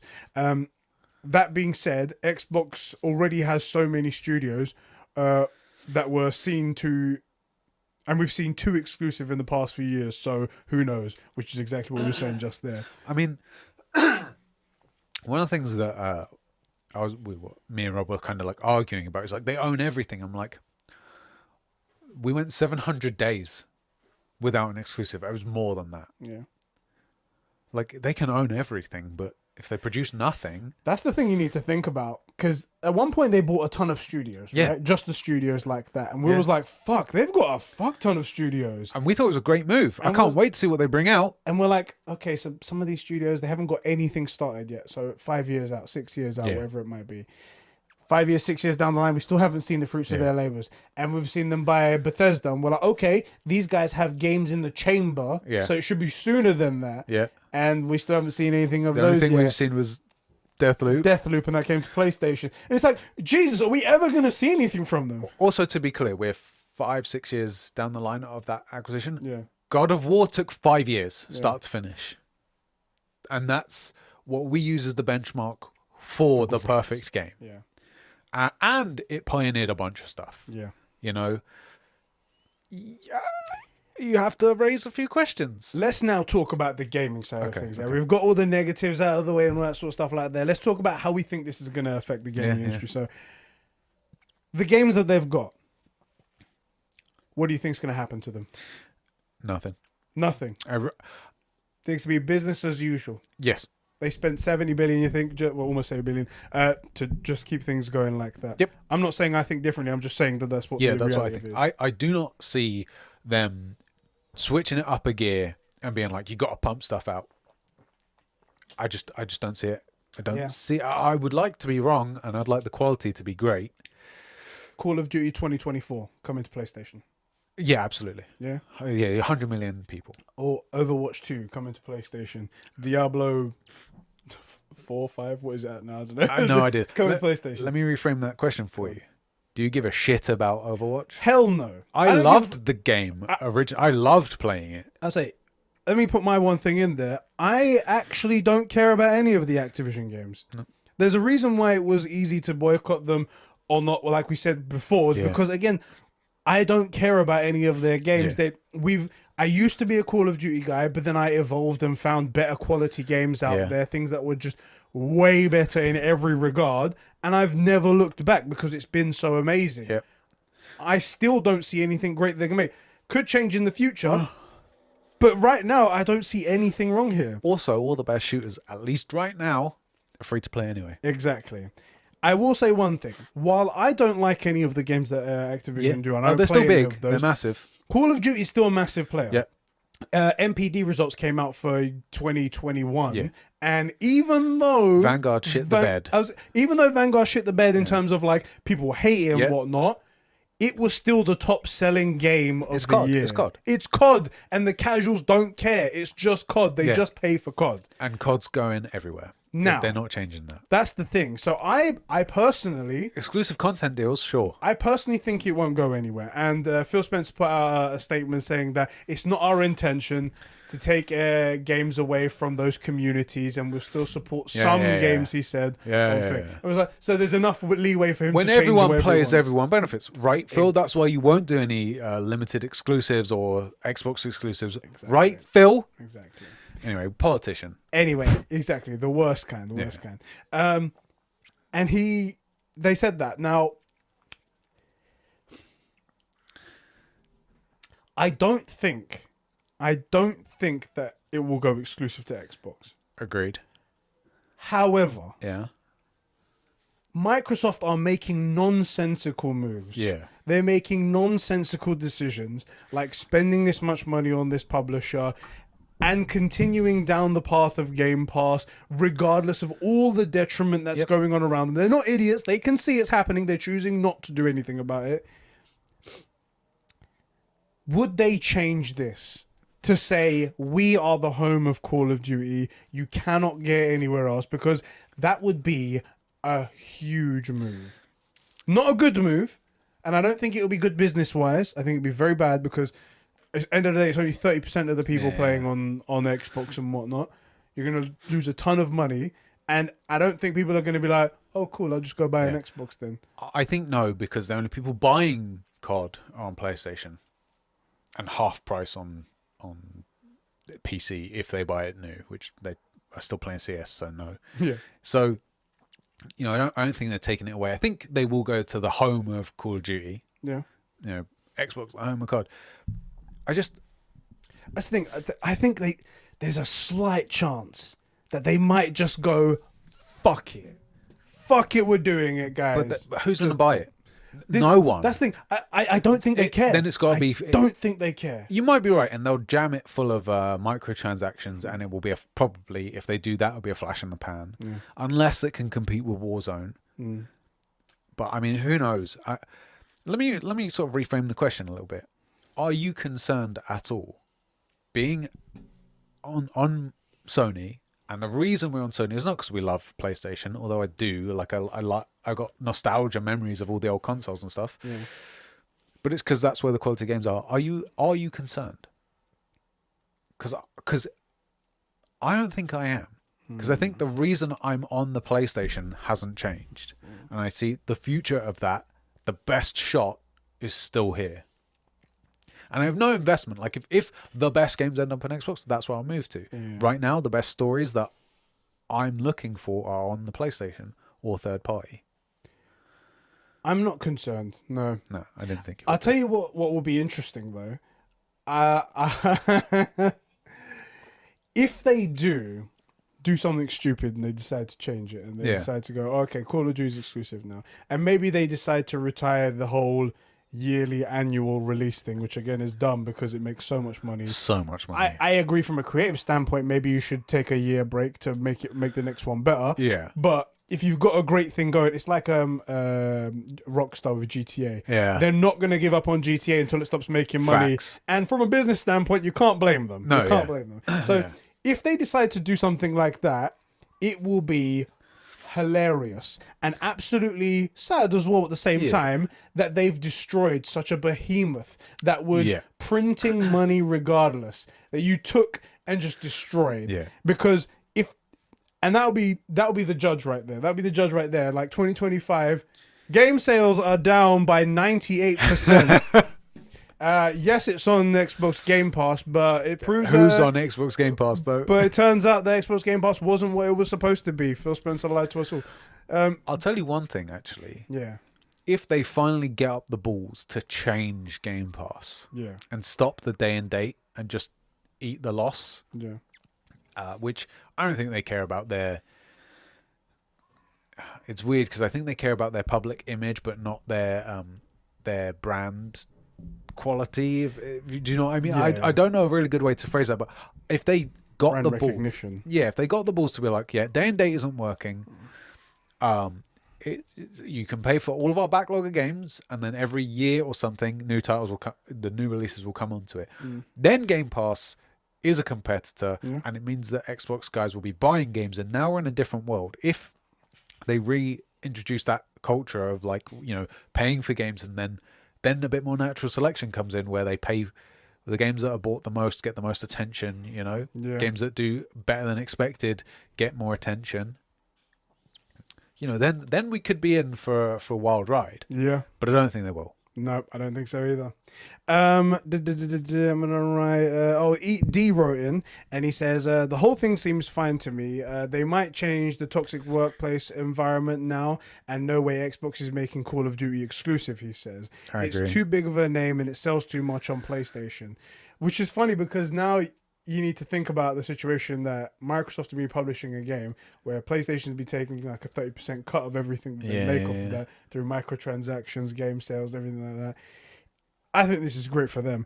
Or maybe they want to put Sony in that position where they say, yeah, we're changing the deal. We don't get 30%. We want less that cut. Then goodbye. You're not on the store anymore. That's literally all they have to say. Don't get me wrong. But that's a lot for PlayStation to lose. That's the thing. That's a big thing. That's the thing. Does Sony say, no, we want the cut of all these sales, we'll take 15% instead of our traditional 30%, or do they say, no, that's okay, keep it? See, this is what it forces things into. This is bad. This is so bad. But then again, if it's a dog shit COD and they're just trying to swing big dick swing, and then everybody complains it's flash in the pan, then it's a great decision. Yep. Do you know what I mean? Like it'll be really interesting. Yeah, and it'll be really interesting. He continues to say, although I do think 70 billion is too much, but I think Xbox was willing to spend that much for Call of Duty alone, since it's a big name and might lead to more console sales. Could do exclusive maps and shit for Xbox players. COD players are all about that. That's going to be interesting how things go forward, because PlayStation has got the marketing rights right now for COD. That's obviously going to stop at one point. And then what differences they're going to be with the PlayStation version and the Xbox version. I'd be curious to know how many people are actually playing the traditional Call of Duty versus like Warzone and stuff, or the Battle Royale, because I feel like the traditional like 6v6 or 9v9 TDMs and dominations and stuff has really dropped off. Yeah. That's my feeling, although I don't have my thumb on the pulse, my finger on the pulse of it so much. I get that feeling as well. The thing is, I don't know if, what am I trying to say here? That those exclusive maps, you're servicing a very small portion of the community. That is the people playing those 6v6 type games. Yeah. On a very small portion of the overall user base. Does that not seem like a very minor thing? It does seem minor, and it seems like it won't recoup the losses. But then this is a company that's seemingly overpaid by $20 billion just to get this get. Yeah. So that it has the option to potentially take stuff away or limit stuff or get stuff that you can only play on Xbox. So overpaying by $20 billion makes a lot of these decisions make a bit more sense if we view it from the lens that it's malicious, and it's specifically trying to damage Sony, not necessarily take stuff away from PlayStation players, but to take stuff away from Sony so that it can only be got on Xbox to hopefully entice people in. Yeah. From that lens, then all these terrible business decisions make a lot more sense if we think of it as like grand strategy, and in 10 or 20 years time these little dings to the armor for Sony end up breaking through and Xbox overtakes. Yeah. As of right now, it doesn't make any freaking sense, and like just looking at it, being in the trenches, I'm like, this is a terrible decision. This makes no sense. Yeah. Let me go back to Isak right here. Yeah. He says I don't like the fact that Microsoft bought Activision, not because it's Microsoft and Activision, but because of the standard it sets. I believe wholeheartedly that game companies that size should remain independent, releasing their games on all platforms with occasional exclusivity deals. The standard this buyout sets is horrible, to be honest, and will most likely lead to the gaming market being completely monopolized by two companies, with Nintendo vibing in the corner. I do not want the games market to be monopolized by two companies. Anyone who agrees does not know the first thing about economics and corporate greed. Side note, fuck Activision Blizzard. Big thumbs up there from everyone in the community there. We've got lots of people loving that. Thank you so much for that, bro. Did you read Chris's comment? No, I sort of went through a couple, bouncing back and forth. It's I really hate you, Chris, because you've summarized in one sentence what it's taken us about 45 minutes to say. But he said, I feel like I'm missing something because as I see it, Xbox are getting exclusives I don't care about. That's the long and short of it, right?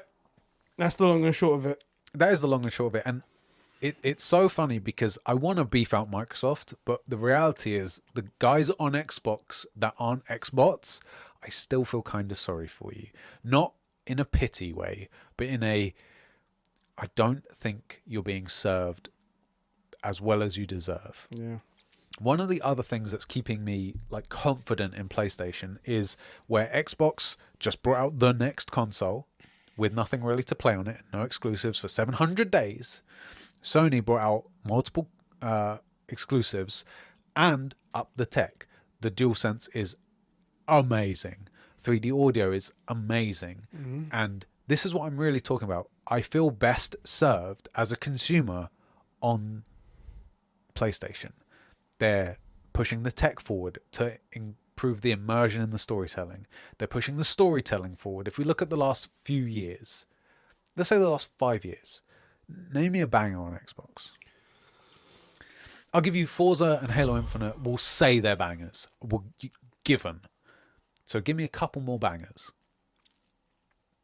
And we'll say 2019. So we're not going to use God of War or Horizon Zero Dawn. This is the thing. Prior to Horizon and Halo coming out, I remember saying, like, I can't remember any games of consequence coming on Xbox. I think the last one was Gears, and no one cared about Gears. And no one cared about it. No one liked whichever one that one was. Yeah. Now, you don't get to include The Last of Us 2, Horizon, or God of War. Name me some exclusives on PlayStation. Ghost of Tsushima. You can't use Ghost of Tsushima either. We'll take that away. Ratchet and Clank. Demon Souls, Bloodborne, Deathloop. Games that I don't care about. But also, the other thing is, I know about them. Yeah. I hate the idea of roguelikes. Returnal. Like, did we wait 700 days for any exclusives? No. Let's say Ratchet and Clank, which is like a kiddie game. Yeah. Also, I'm pretty sure within that window we've also got they're reboots and stuff, but like Crash, Spyro, family games, but they're good fun. Ratchet and Clank as a tech demo, which we typically say like there's always a tech demo game at the beginning, at least of PlayStation since NAC anyway. Yeah. As this generation's NAC, banger. Yeah. What about even Astro's Playroom? Yeah. Not to compare Astro's Playroom to like Halo because that's ridiculous. Yeah. But like as a tech demo, banger. To show off the 3D audio and the DualSense, banger. And it's saying what they're gonna make next. Those Asobi guys, they're gonna make something like that, but just bigger scale. And I just want to bring this back into perspective to make this even possibly a fair debate. I granted Forza and Halo as big wins for Xbox, which they haven't panned out to be that great. I mean, Forza does what Forza does. Yeah. And it's a car game. It's a car game. And I granted that Halo was every bit as good as like a Halo could be. Yeah. And I had to take out 6 titles to potentially bring it down to a fair fight. Yeah. There's so many things. When you have to do that much, then it's like, then you know what kind of situation you're in. That's kind of evident. And this isn't you should buy a PlayStation. It's I feel best served as a consumer of content, of storytelling on the PlayStation, because I was for free, included in the price, which was the same as the Xbox. I got the DualSense, which is amazing for immersion. I got the 3D audio, which is amazing for immersion. I got the increased, all the, like, they were talking about the game switcher on the Xbox. We basically have that, or it's so fast it might as well be the same. You don't immediately resume, but like 10 seconds. How quick the SSD is? It like enter the next one? It's so fast. That's the only reason I finished Guardians of the Galaxy, because it was so quick to get back into it. I would have stopped all the bugs that I found. And then all of those games... Yeah. It just, I think the end of this whole thing, just to like summarize it, because we've been speaking a long time there. It's a company that a lot of us don't really care about. Yeah. It has massive pull in the casual department. Yeah. The people that, again, we don't care about and we don't vibe with anyway. But what that means is that this is a good business move for Microsoft. It's a good business move. Also, it's got all of Asia, pretty much. Exactly. All of Asia over there, which is actually going to bring up a question that I want to ask. What are they going to do in terms of... Oh, God, their image. With China. It's an American company, very much against China. And for some really decent reasons, some really bad reasons. But they... Activision has famously always bent to the will of China, especially, and Blizzard as well. There's been a couple of censorship issues around like Hong Kong and stuff recently. What's going to happen now? Are they going to bend to their will because they give them so much money? How is Phil going to respond in an interview when they say, so the First Amendment, I can't pro wait. or I can't wait to the first time that somebody does like the Blitzchung thing with the whole like free Hong Kong and stuff like that. When that comes up, what Phil Spencer is going to have to say on the as the most American company man ever. Yeah. It's good. I can't wait for that day. That's going to be one interesting profits, or is he going to choose the company image? Well, I hate the guy, but he is a very talented politician. He's very well media trained. Yes. But I would have a team of guys figuring out that one, because someone malicious is going to bring it up and say, so Phil, thoughts on concentration camps? Phil's pro concentration camps. He's pro what they called over there, the what's the party called? The political party? CCP. CCP. Yeah. Pro CCP. All right, we get it. No problem, Phil. So Phil, communism. What are its pros? You like it? We hear. Right, okay. It's only going to take one guy, even just to try and like get a funny bit of. Even Phil Spencer walks out of interview, and you just cut what the question was. Yeah. Right. Like that'll get me millions of views on the internet. Exactly. So it's going to be interesting to see what his answers are, because there will be something, because China always does something, right? And now the fact that Blizzard owns Starcraft and Warcraft, which is, the tabletop game, the RTS games, which are, as far as I'm aware, by far the biggest thing out in Asia. Mm-hmm. Like you're going to need something, because you already, Blizzard had a lot of connections. Yeah. And now you're owned by Microsoft. You're going to have a line, because you're the face. Yeah. You're the front man for the company. And you're you're dealing with the villain. I wouldn't have not taken this deal just for that. I'm like, I don't want to be in that situation. That is a sticky situation, isn't it? I would have put in some work. We'll pay this money just for Activision. We want you to split from Blizzard. Exactly, please. We just want Activision. Please. Yeah. Left on the side. They're like, we don't even have a boss anymore. What do we do? It's like, I want the front half of the Titanic. You can keep the other half, Yeah, as I said, I don't think any of the games that affect us. Good business decision.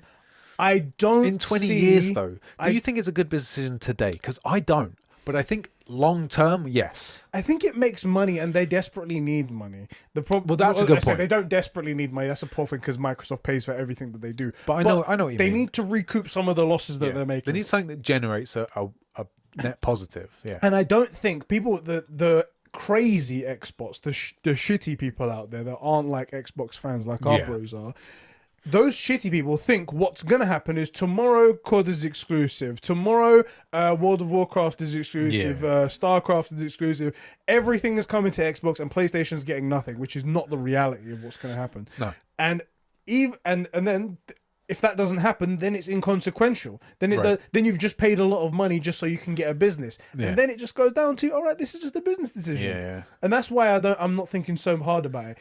The problem is, however, how is public perception going to affect PlayStation? If PlayStation turn around and retaliate, then we start to get in situations where, now we've ruined everything.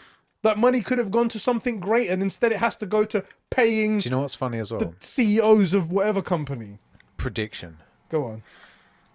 Sony will buy other companies, ideally something like From Software. Mm. The Xbots will see, because they're buying smaller companies, and see that as taking stuff away. But the fact that Microsoft bought Activision, which is such a large company and services so many people, that there's no way this stuff's being taken away from Sony. So they're going to perceive that Sony is trying to take things away from Xbox, but Xbox just bought stuff, but they're still going to give everything to everyone out of the goodness of their hearts. Prediction. I'm calling it now. The Xbox will act like Sony's taking stuff away, but they aren't. I can believe it. I can believe it right there. Calling it now. Oh, bro. Anyway, look, if we end up moving to Xbox in next gen or the generation after that, the only reason will be because that's where the best games are. Yeah. And I'm going to go where the best games are because that's what I want. Exactly. All right. Well, that's our topic on the Activision Blizzard situation. If anything goes on further, then we'll obviously talk about it. But for right now, that's the monumental move that's been made in the industry. It is pretty big. It makes a big wave. Quite big. We'll see how that pans out. It'll be interesting to get your thoughts on, like, in the comments section. Feel free to drop it down there, and we'll see how that goes. Now we can get back into, like, the regular flow of things. Yes. Bro, how have you been? Good. Yeah? Well, other than having the plague, you? Yeah, well, you know, my 2 weeks has been bad. I didn't actually get to Better mention now, it on but- here because, yeah, it's better now. I did have all of my tools stolen from my car, and that was before the last podcast, which we didn't do. And I was like, well, life is just shit now. I And just have to go. for context, you're a tradesman, so the tools, it's kind of a big deal. It's not like you needed your hammer to nail up a poster in the Exactly, man not cave, small stuff like that. It's like power tools, all the hand tools I have, all my cases and stuff like that, all gone. Stuff I've built up over the years slowly, all just taken from me, which is super annoying because if people don't know, the people that steal these things, they're gonna sell it for pennies, just so they can get some weed or some alcohol. And that's it. That's all they're gonna get. There was like £1,000 worth of equipment. They're gonna get like 100 quid, so they can get some weed on the side and then have a chill weekend. Yeah. Also, they had to split it 4 ways. In it, there was 4 fucking guys. Even if they all managed to get the full original price for it, they'll make 200 quid each. Exactly. And which they won't. And they won't get that kind of stuff. So that's dumb. And then, of course, there's all the added cost of me having to buy it all again. Now, thankfully, thank you to everybody in the community who's made my fucking day, who've got me all of this money back. You guys are unbelievable. But that was really shitty up until today. Yeah. Because I was scrounging because I was thinking, well, I didn't plan on spending all this money all over again. And also there's jobs that you had that you can't do because you don't have the tools. And then I have to go and buy parts for like boilers that I need to fix. And I'm like, shit, I'm short on money anyway. Yeah. Fucking have to dip into like my Amex and stuff like that. It was getting really shit. You guys really helped me out, but that was really shit for a while. Yeah. I buried my sadness with good stuff, however. I was going to say, I know you've been gaming. Tell me. I have been gaming. God of War came out on PC, and I happen to have, thanks to you guys, a powerful PC that I can play on. Yes, you do. And my God, is it gorgeous! Not just a powerful PC, you've also got the OLED. Oh, yes, I took it downstairs and put on the OLED TV as well. So which is the only way to play that. Only way to play. Yeah. It's... On top of it being, again, the perfect game, my favorite game of all time. It's the best game ever made. Like, you don't have to split hairs on it. Yeah. It's now turned up to maximum settings, so I can play it all in ultra. I uploaded some footage as well in 4K 60 FPS HDR, so you guys can see what I'm seeing, and everything's just so beautiful. Have you seen some of the mods that have come out of God of War? I saw the big arms one. Big arms. There's big dong. No, I don't think there's big dong yet, but maybe. Oh, yet. Okay, it's definitely coming. There's big eyes as well, so it just ruins every mode. But it's funny stuff. I haven't installed any mods because I'm pure. Of course, I've been playing it with no HUD, no nothing. Just beautiful, gorgeous. You get to Alfheim with the beautiful lights in the distance and the beautiful trees, and I'm like, oh, this is the way it was meant to go. And you know the where you meet the witch. I won't say anything for the people that haven't played it. The witch, she explains the world tree to you and the lake of man. That scene is about a minute and a half long, and it's so beautiful and so colourful, and her delivery of it and that explanation. I was like, I think I'm gonna. That's tears. Oh God, this is so good.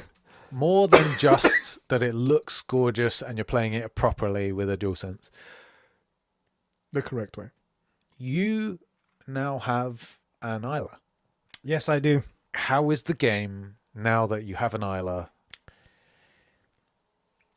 It's rough, man. It's rough. Good. I'm glad you said that. I haven't played The Last of Us yet, which is gonna be That's gonna hurt. That's gonna hurt. That's the part where I'm really scared about, because this, at least, I'm like, okay, it's a father And a son, importantly. and a son, and he's a god, so I'm a little bit distracted from it. And it's in a foreign place. You're never gonna see him in a fancy world. No problem.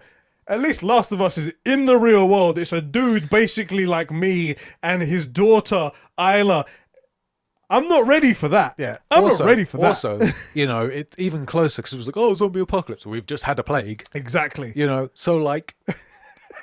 Who knows what's on the horizon? I'll be really interested to know what you think. Anyway, I'm loving it, and it does make those Good. moments that I can feel like what Kratos is feeling, just because it's so good and so well acted, and because now I know what I feel with Isla. It's been a blast. And also, what I'm loving the most is all of our people in the community who have PCs and have never played God of War. Yeah. People like Corwin, people like I think Zacchino has a PlayStation, but he's playing it again. He's playing it on the ultra wide monitor. It looks even better. Vit in the community as well. He's been messaging me. He's like, oh my god, I know what you mean now. Yeah. I know what you guys mean when you say it's amazing. I'm like, bruv, we told you. We tried to tell you, and it's not a boast like, oh, you should be on PlayStation. It's a like, and this has been my best shutdown to the everything comes to PC eventually. Like, you could have played this 5 years ago. Yeah. But I'm glad that you now get to play a good game. Yeah. And it's one, my clapback, but two, like, it's true. I'm glad you get to play a new game, and you waited long enough. Fair enough.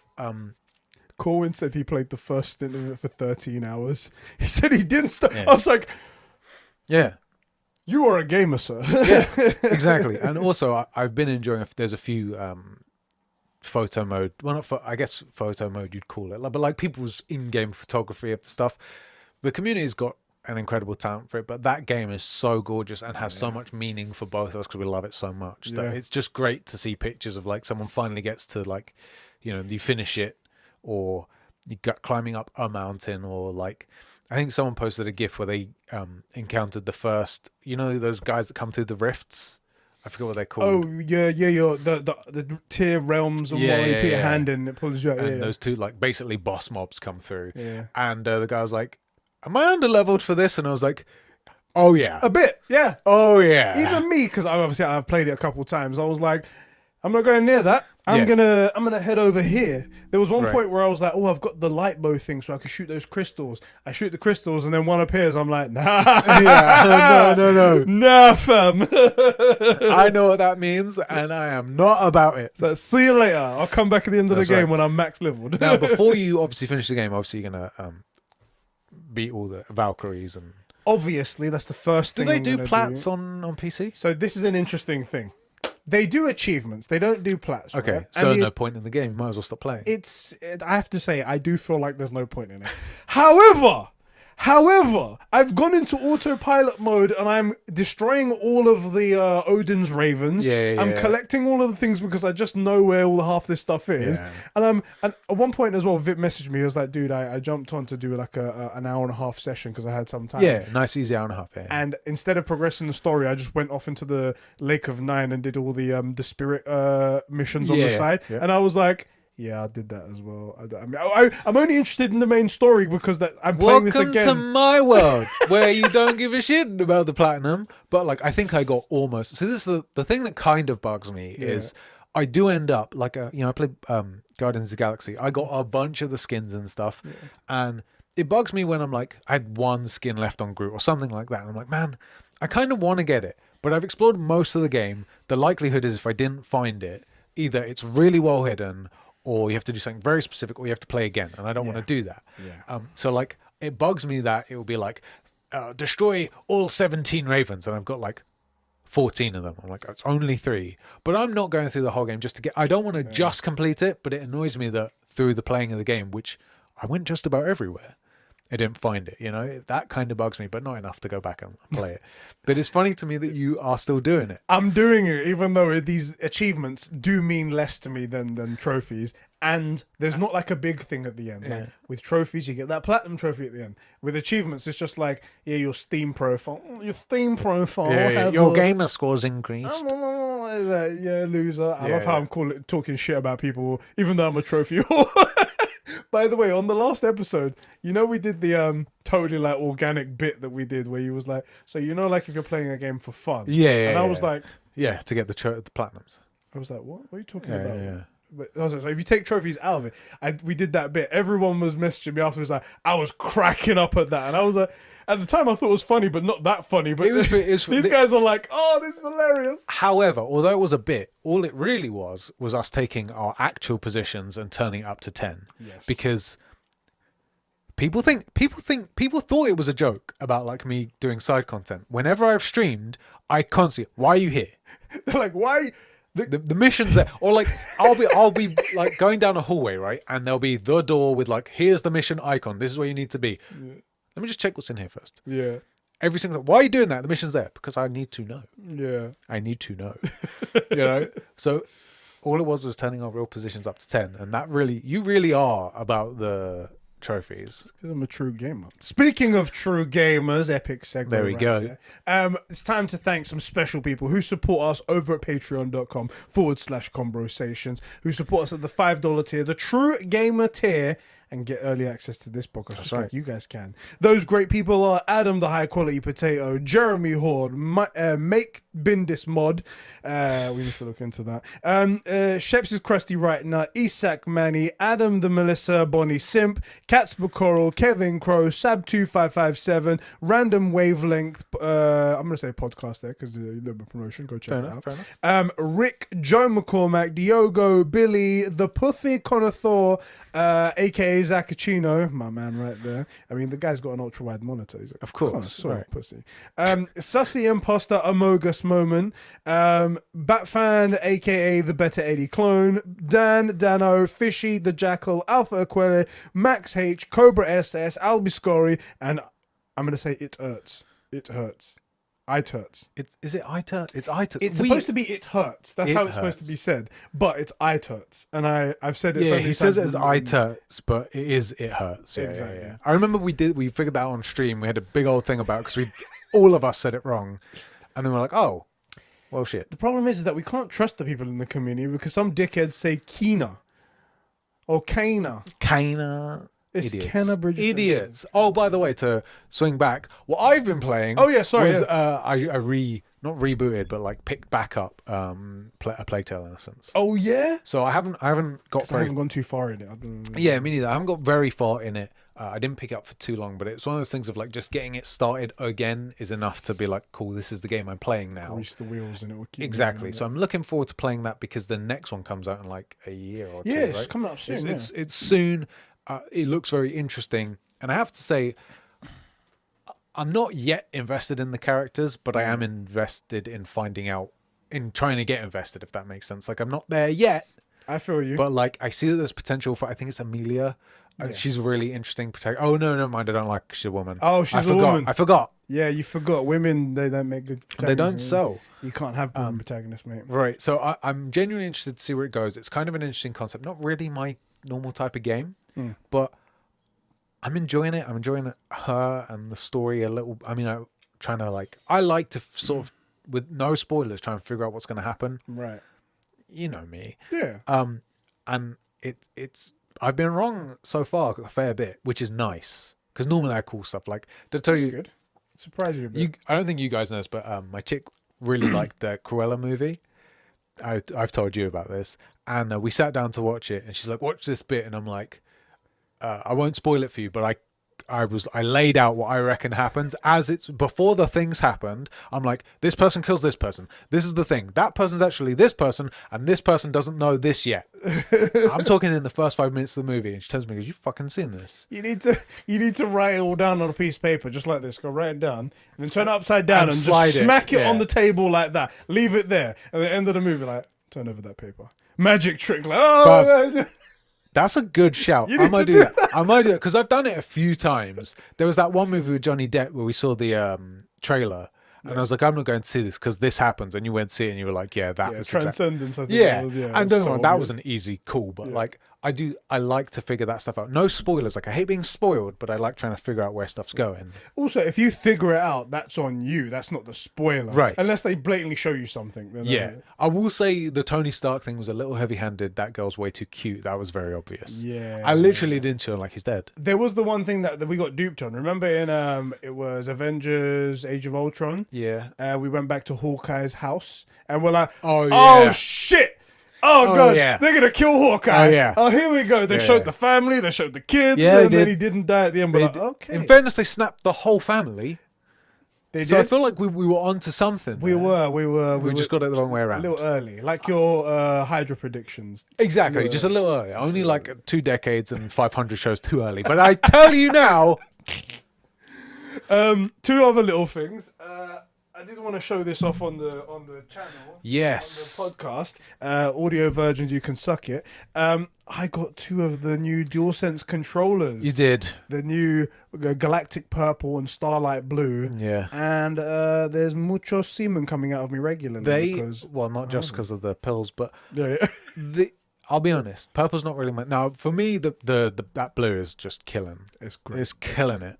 I'm not really a purple kind of guy.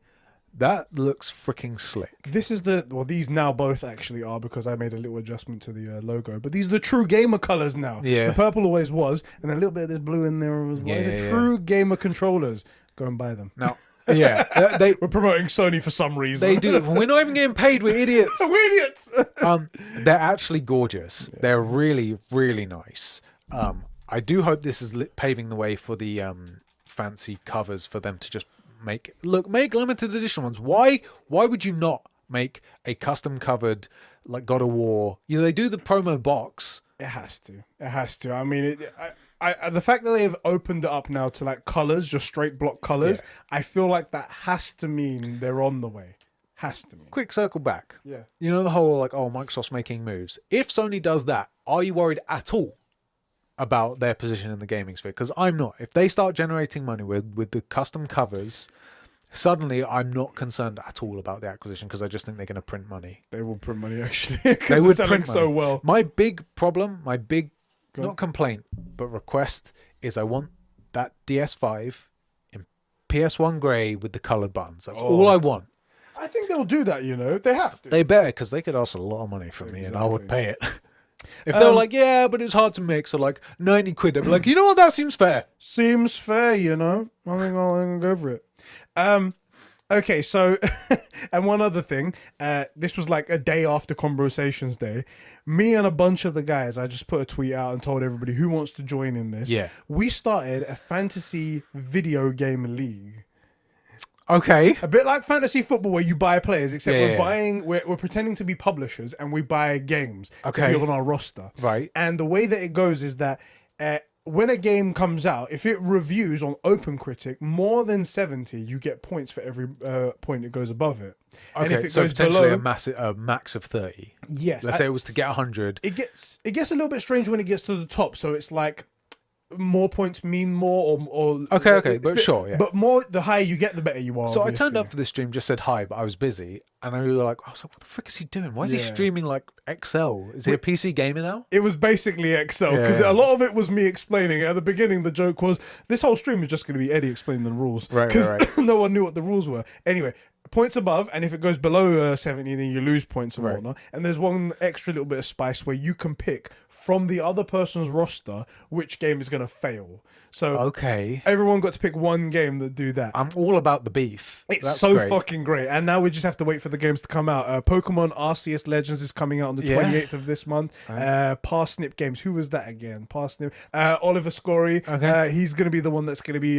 he's got that on there. So we're going to get to see whether it's a good game. This is great. Are we? Dying Light. Have we got? We should do so. First of all, one, because fantasy football makes so much money, but two, like I just think it'd be cool. Oh shit, you got the countdown time and everything. Yeah, so there's basically a bidding system as well. You get $100, so you can buy more games if you want to over the year, but it's a limited amount. And also, if something happens to that game, whether it gets delayed or something like that, then you lose out on I think that we should money. put a T-shirt on this. Whoever wins. Oh, that's a good idea. Yeah, let's make an incentive for people to play. It's funny that you said it now because there's one person. Who was it? Was it Adam Sunling or was it?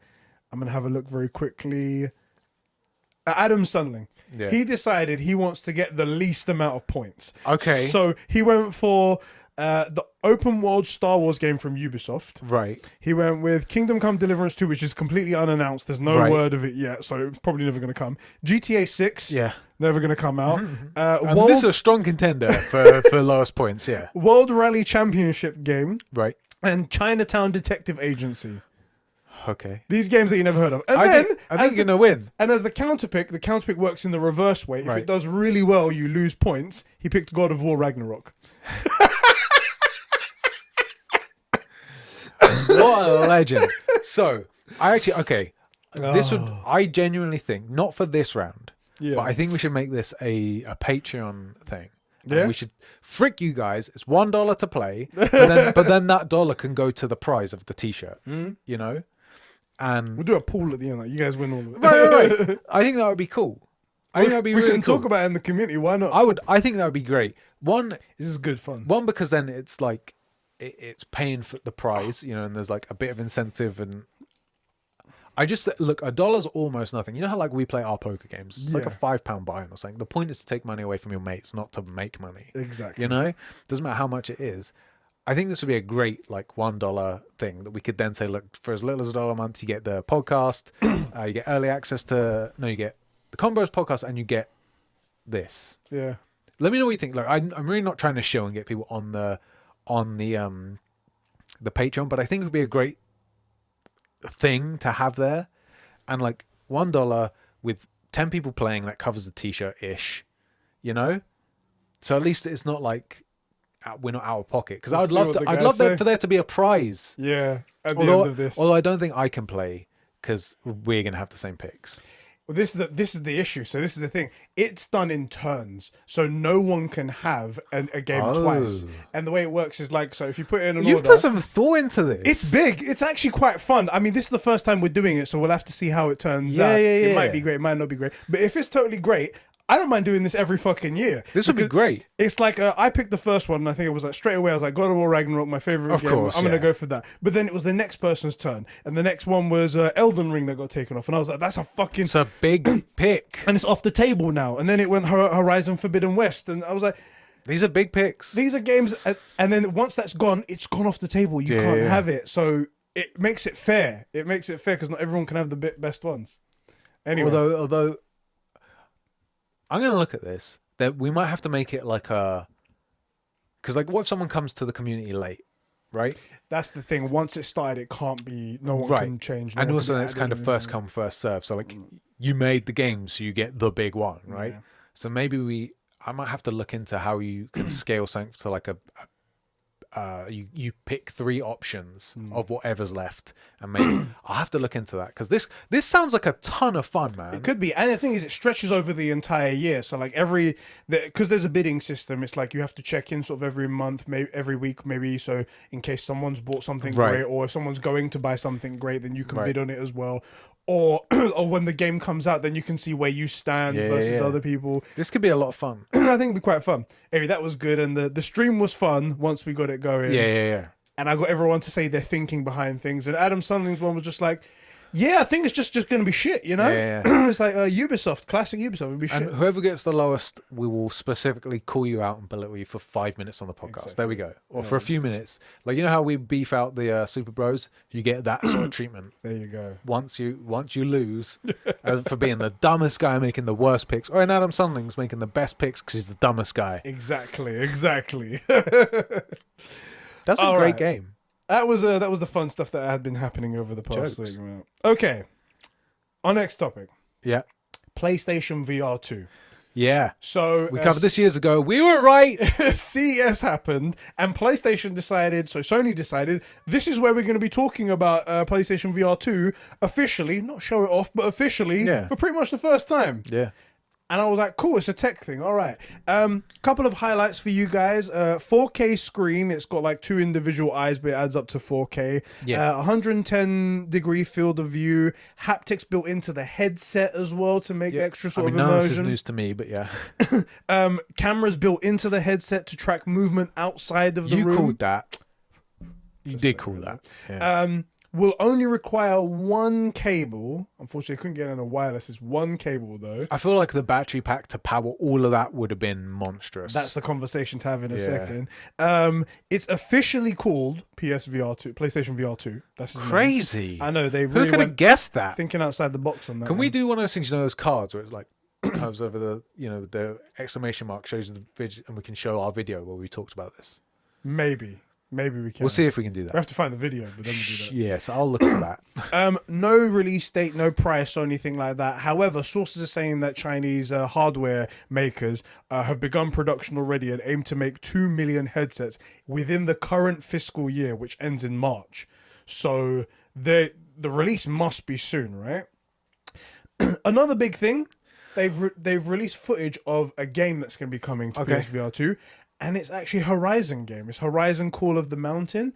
I am 100% falling over a table or like punching a wall or something. If that's 100%. You're being attacked by a walker or something like that. Yeah, absolutely. Question though, those controls. Yes. Is that the official controls they're going with? Yes. They're called the Sense controllers. Sick. Again, like finger tracking and whatnot inside them, haptics, all the cool buttons that we saw, those globe things as well to track all kinds of finger movements.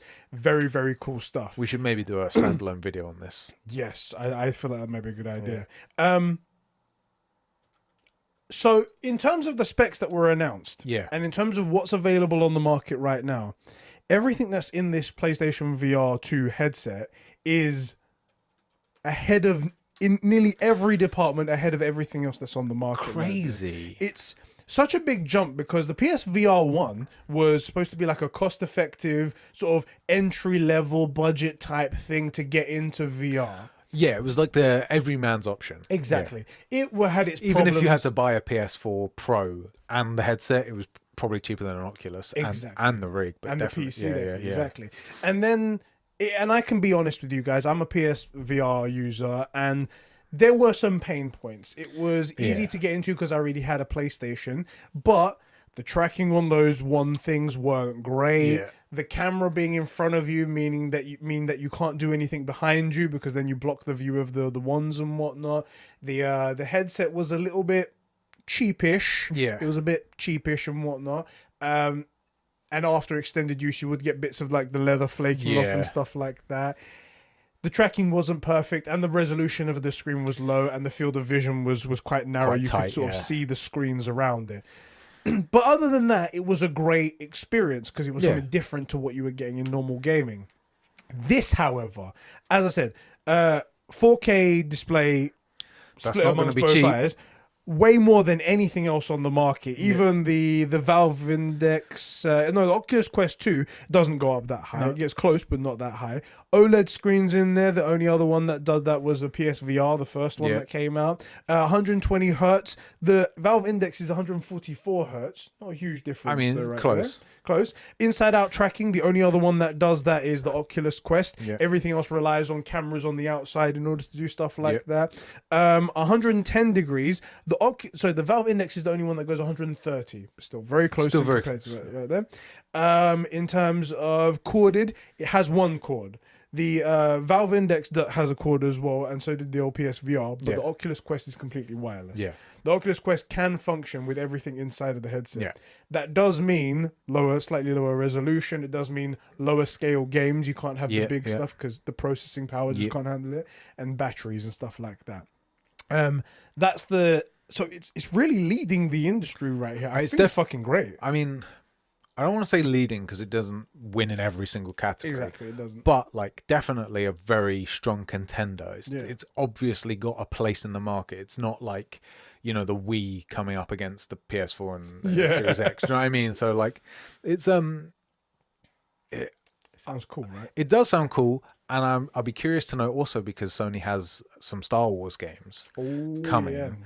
That if they specifically say, look, VR is something we want you to make either like a side piece to or something, service this industry with this IP, do whatever you can do. I mean, you played that Vader VR thing. That was cool. That was really you know. So I think VR gaming isn't there yet, and I thought it would probably be there. I thought we'd be about in VR now. So it's taking its time, but I do think it's gonna be like it's gonna be great. It's gonna be a really immersive thing. Piggybacking on that idea of VR being there and whatnot, I think it is still like a niche thing. Agreed. Because it requires more hardware, obviously that adds more barriers to it, and then that lessens the amount of people in it. Do you think that this headset, because it doesn't require like the old one, the co-processor unit? Yeah. Fucking disastrous idea that was. But, terrible. Because it doesn't require that, and it's just a single USB-C cable into the PS5, do you think they make it available to work on PC as well? Everything comes to PC. I'll say that the games can still be made by Sony and whatnot, and then obviously publish it on PC or whatever they want to do. I mean, I suspect that people will be able to use this headset for PC, absolutely. Must be way easier to use if it's just one thing. Right, exactly. I wouldn't think that would be an issue. I think they probably don't, like the official Sony position probably isn't, because in my opinion, although the headset's great, the real thing is going to be the controllers. Because a few years ago, if you told me, oh yeah, you'll really care about the controller, other than like where the analog sticks are, I'd have laughed at you. Yeah. But the DualSense has really, really changed my mind. And the fact that you will have that haptic at, the tip of your fingers. It's possible now that we'll be in the stage where, we were saying with when that Half-Life Alyx came out, with Alexa, whatever it was. Alex, yeah. And I said, there's a scene where like wherever it is, where they're like hiding behind stuff and there's ammo on the shelves. Right, that you'll be able to pick up a shell and feel it and put it in, and that will change the game. Because typically, the current thing is if you find like a box of bullets, like in The Last of Us, and you can see all the bullets, you go there, click, 1 round. Now I see 7 of them there. Yeah. Whereas being able to pick one up and feeling that haptic response is. I think the controller is going to make it more on the headset. Weirdly enough, the headset looks great, but I think having haptic as the point where you interact, which is one of the things. Maybe they'll make those work as well somehow. Maybe. And the tracking is done by the headset, so there must be a way to. But I think will it come to PC? Not day and date, not early would be my guess, because I think they're going to want to be like, the place for interactive VR and gaming and stuff is on Sony. That's what I think they probably will do. That's the kind of company PlayStation is. They think about the PlayStation brand first and then eventually come to PC.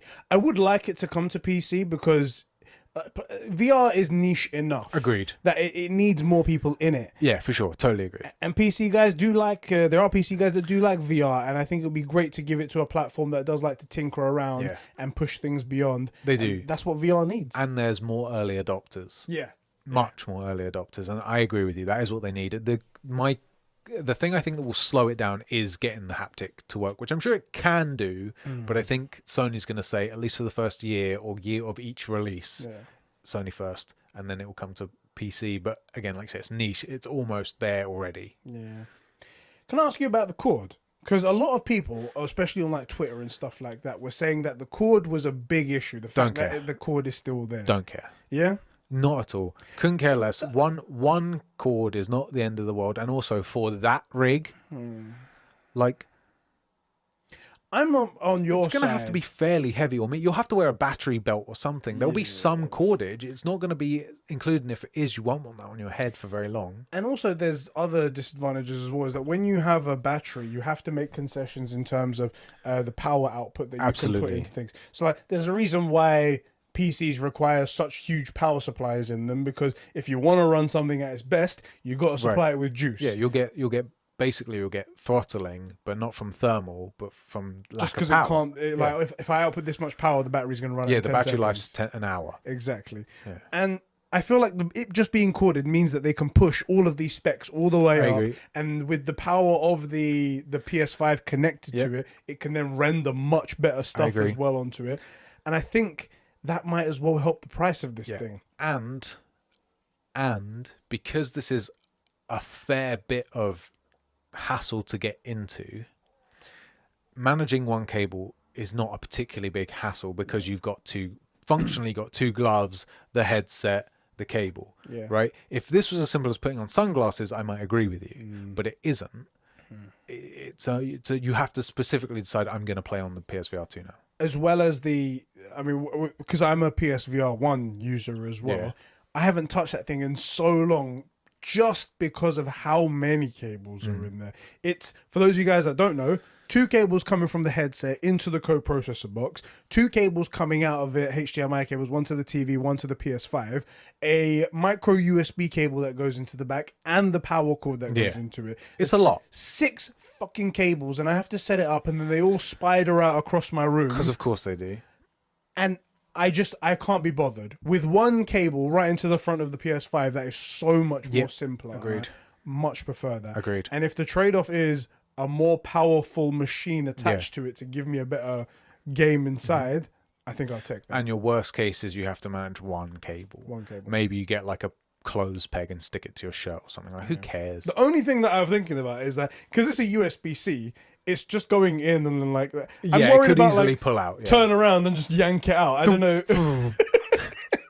That's the only thing I'm thinking about. Yeah. They're going to start selling anchors that like hold on to it and then wrap around the back of the PS5. I was thinking that's how I would set mine up to specifically stop that. Yeah. And then it pulls the whole PS5. You're like, oh shit. Hey man, it's a like, what do they call it where stuff's designed to break? Engineered something. It's that. They'll sell so many PlayStation 5s. It's destructible. That's the way it is. You just have to buy another one, unfortunately. Anyway, that's interesting right there. The next topic, PlayStation Discord integration might be coming very soon. That will be really good. Someone was managed probably to, only for a moment. Voice. Pardon? Probably only for voice. I don't see that working. Yeah, I don't see much else happening. Yeah. But we'll see what happens. It's taking a while, so maybe there's more to it. Maybe. I don't know. For a moment, a user was able to link their PlayStation account to their Discord account in their settings, which previously wasn't available. So it shows that maybe that's coming soon. Good news. Yeah, something I mean. But that's happening right there. Dying Light 2. Yeah. I don't know if you saw this, but apparently Dying Light 2 will take 500 hours to complete everything. I did see this. Game. So you're getting it and getting that plat then, yeah? Fuck no. Yeah, no. I'm not going near that. That's awful. I think I said as well, I've got my other tweet, but I was like, this is the reason why I will not be playing your game. Yeah. I was already not going to play the game because I'm not good with first-person parkour-ish games. Yeah. I feel like there's something too close to my face when I'm playing. But that's everything. This will seal the deal. I can't play a game for 500 hours. It's the Valhalla thing. It's not that the game has a lot of stuff in it that's worth your time. It's that it has no respect for your time. So they just add things and add things and add things. But it's instead of 10 fetch quests, it's 100. Exactly. Like it's not. Now, they did come out afterwards to try and clarify the situation. Right. Before that happened, though, there was another game called Shadow Warriors 3. Yeah. Totally trolling them. They were like 500 hours. You could play Shadow Warriors 60 times or whatever it might be in that time. And Dying Light came underwards. They were like doing the eye thing. Yeah. Quite funny stuff. Anyway, they came out and they go, we just wanted to clarify the time it takes to complete Dying Light. The main story is 20 hours. To do all the story and the side quests, 80 hours. Right, that's still a lot. I was like, 80 hours is still fucking mad. Right? And also the difference, we'll talk about that. And this is to do everything in the game, to experience everything in the game is 500 hours. And what about for the plat? Probably the 80 hours, I would assume, which is still too much. But I was like, hold on a second, 20 hours for the story. So there's a whole additional 60 hours of side quests? Just for guys like me. I'm like, no, it's not right. That's not correct. That sounds. That's not how you build a game. Another 10 hours of side quests, okay, because then it sounds like you put meaningful stuff at the end of that. 60 hours sounds like you just put a bunch of, because there's a lot of traversal in the game. It sounds like you just put a lot of really far Obstacles, points away from each other, and then you have to go over all of these fucking buildings to get to it, to drop something off. It's just not needed. 80 hours, if you can't tell your story plus good side content in under that, you're probably messing something up. Something's up. Like Red Dead. Yes, exactly. Trash game. Trash. We still haven't seen any gameplay on a console for this game yet. We've only seen PC footage. Still fucking worried about that. I think, who is it that has There's some concerning stuff. While you're finding that, I'm busting. Oh, you need to go to the toilet. Second time, lads. Unprofessional. That's it. It's me. I'm unprofessional. Unprofessional motherfucker. Cut this. Cut it. They didn't even go. Cut it. I think you did. You did 2 now. Oh my god. So I'll cut it for that 1 second. No. This unprofessional bastard. You see, this is why. If ever anything happens to me, this whole show falls apart. Because he's just going to be running in and out to the toilet. That's all he's going to be doing. Seamless. No one's going to know. You would think that I would have learned by now not to down that entire Monster can when in the morning I don't eat breakfast. All I do is like caffeine. It's just so I'm a couple coffees in. I'll do a Monster, Like, and then top off the tank. And then I'm suddenly surprised that after like a 2-hour podcast, I need the. And it catches me off guard every time. Well, it doesn't. I'm just sitting there like, okay, this will be the last topic. This will be the last topic. This has to be the last topic. Surely now it's the last topic. Surely. Anyway, to the magic of editing, yes. Seamless cut. As you were saying, Ed. Yeah, Dying Light's just really, really long. We haven't seen too much stuff right there. Only got 2 more topics left. Okay. Oh, sick. I mean, look, just to round off the Dying Light thing. Here you go. Obviously, I can't play it because I'll need to go to the toilet before I finish it. No, that is ridiculous though. Yeah, that's just too much. And but the thing is, though, it's why? clearly all going to be filler content. That's the worst. That's part. the thing. My big sort of question is, although it's funny to make fun of them, is like, why? I even feel like The Witcher 3 is 170 odd hours to do everything, but it's contained in one of the best games ever made. And a lot of great side content. But even that, I'm like, 170,000, you don't expect anyone to actually do it apart from like a couple of sick weirdos. Yeah. Like, at 500 hours, why? Yeah. Why? Why are you paying the bills for someone to code all of that and make all of that? Seems like a waste. It's so bizarre. Especially when you could just be paying more to better people to write something more meaningful in the main imagine story. if you brought it down to just a casual 100 hours. Casual. Whatever that 500 extra hours of bullshit is, take all of that budget, put it into the story, Yeah. the art direction, the visuals, the gameplay mechanics. I do have to ask them, who was it that thought that 500 hours of content would be okay? Seems reasonable, innit? At what point did you think that, no, this is too much? Because Valhalla was shit on because of the 80 hours or 100 hours of content it takes to try and finish that. There's very few games that can pull off plus 100 hours, and that's usually online service games like Destiny or something like that.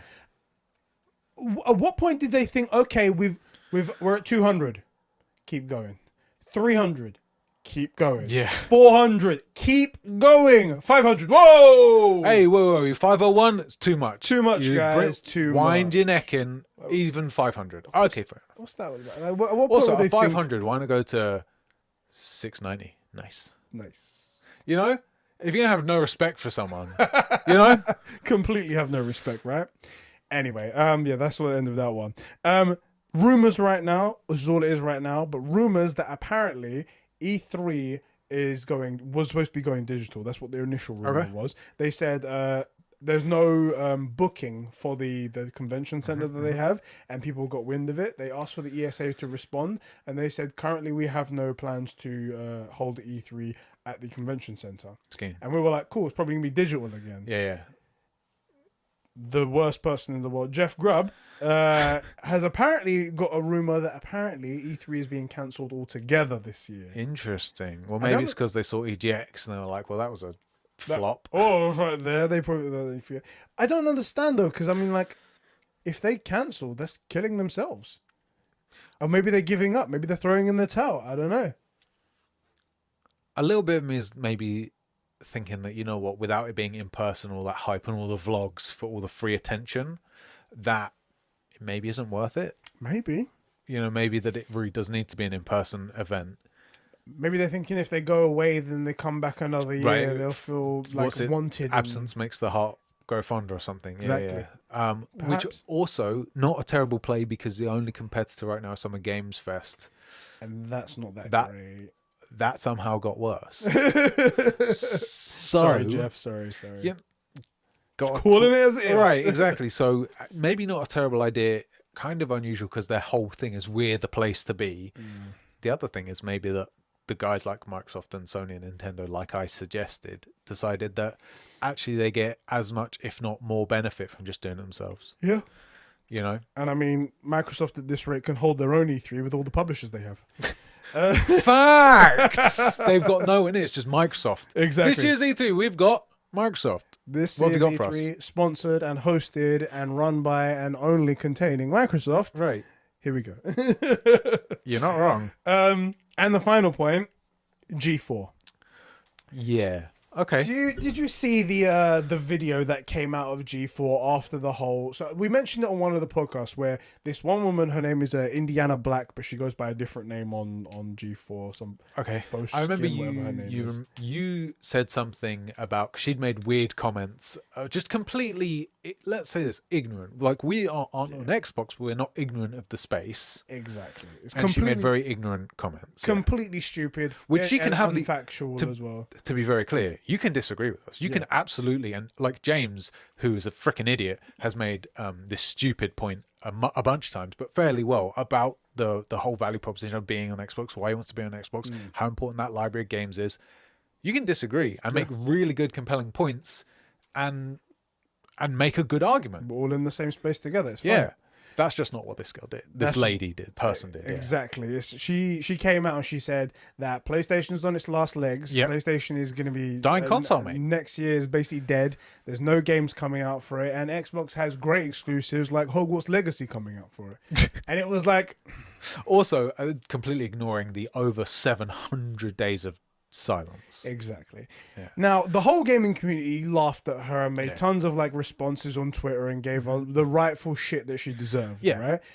She, however, decided to ignore all of that, not take any responsibility, and decide to make it about sexism instead. Well, in fairness, it is because she's a woman.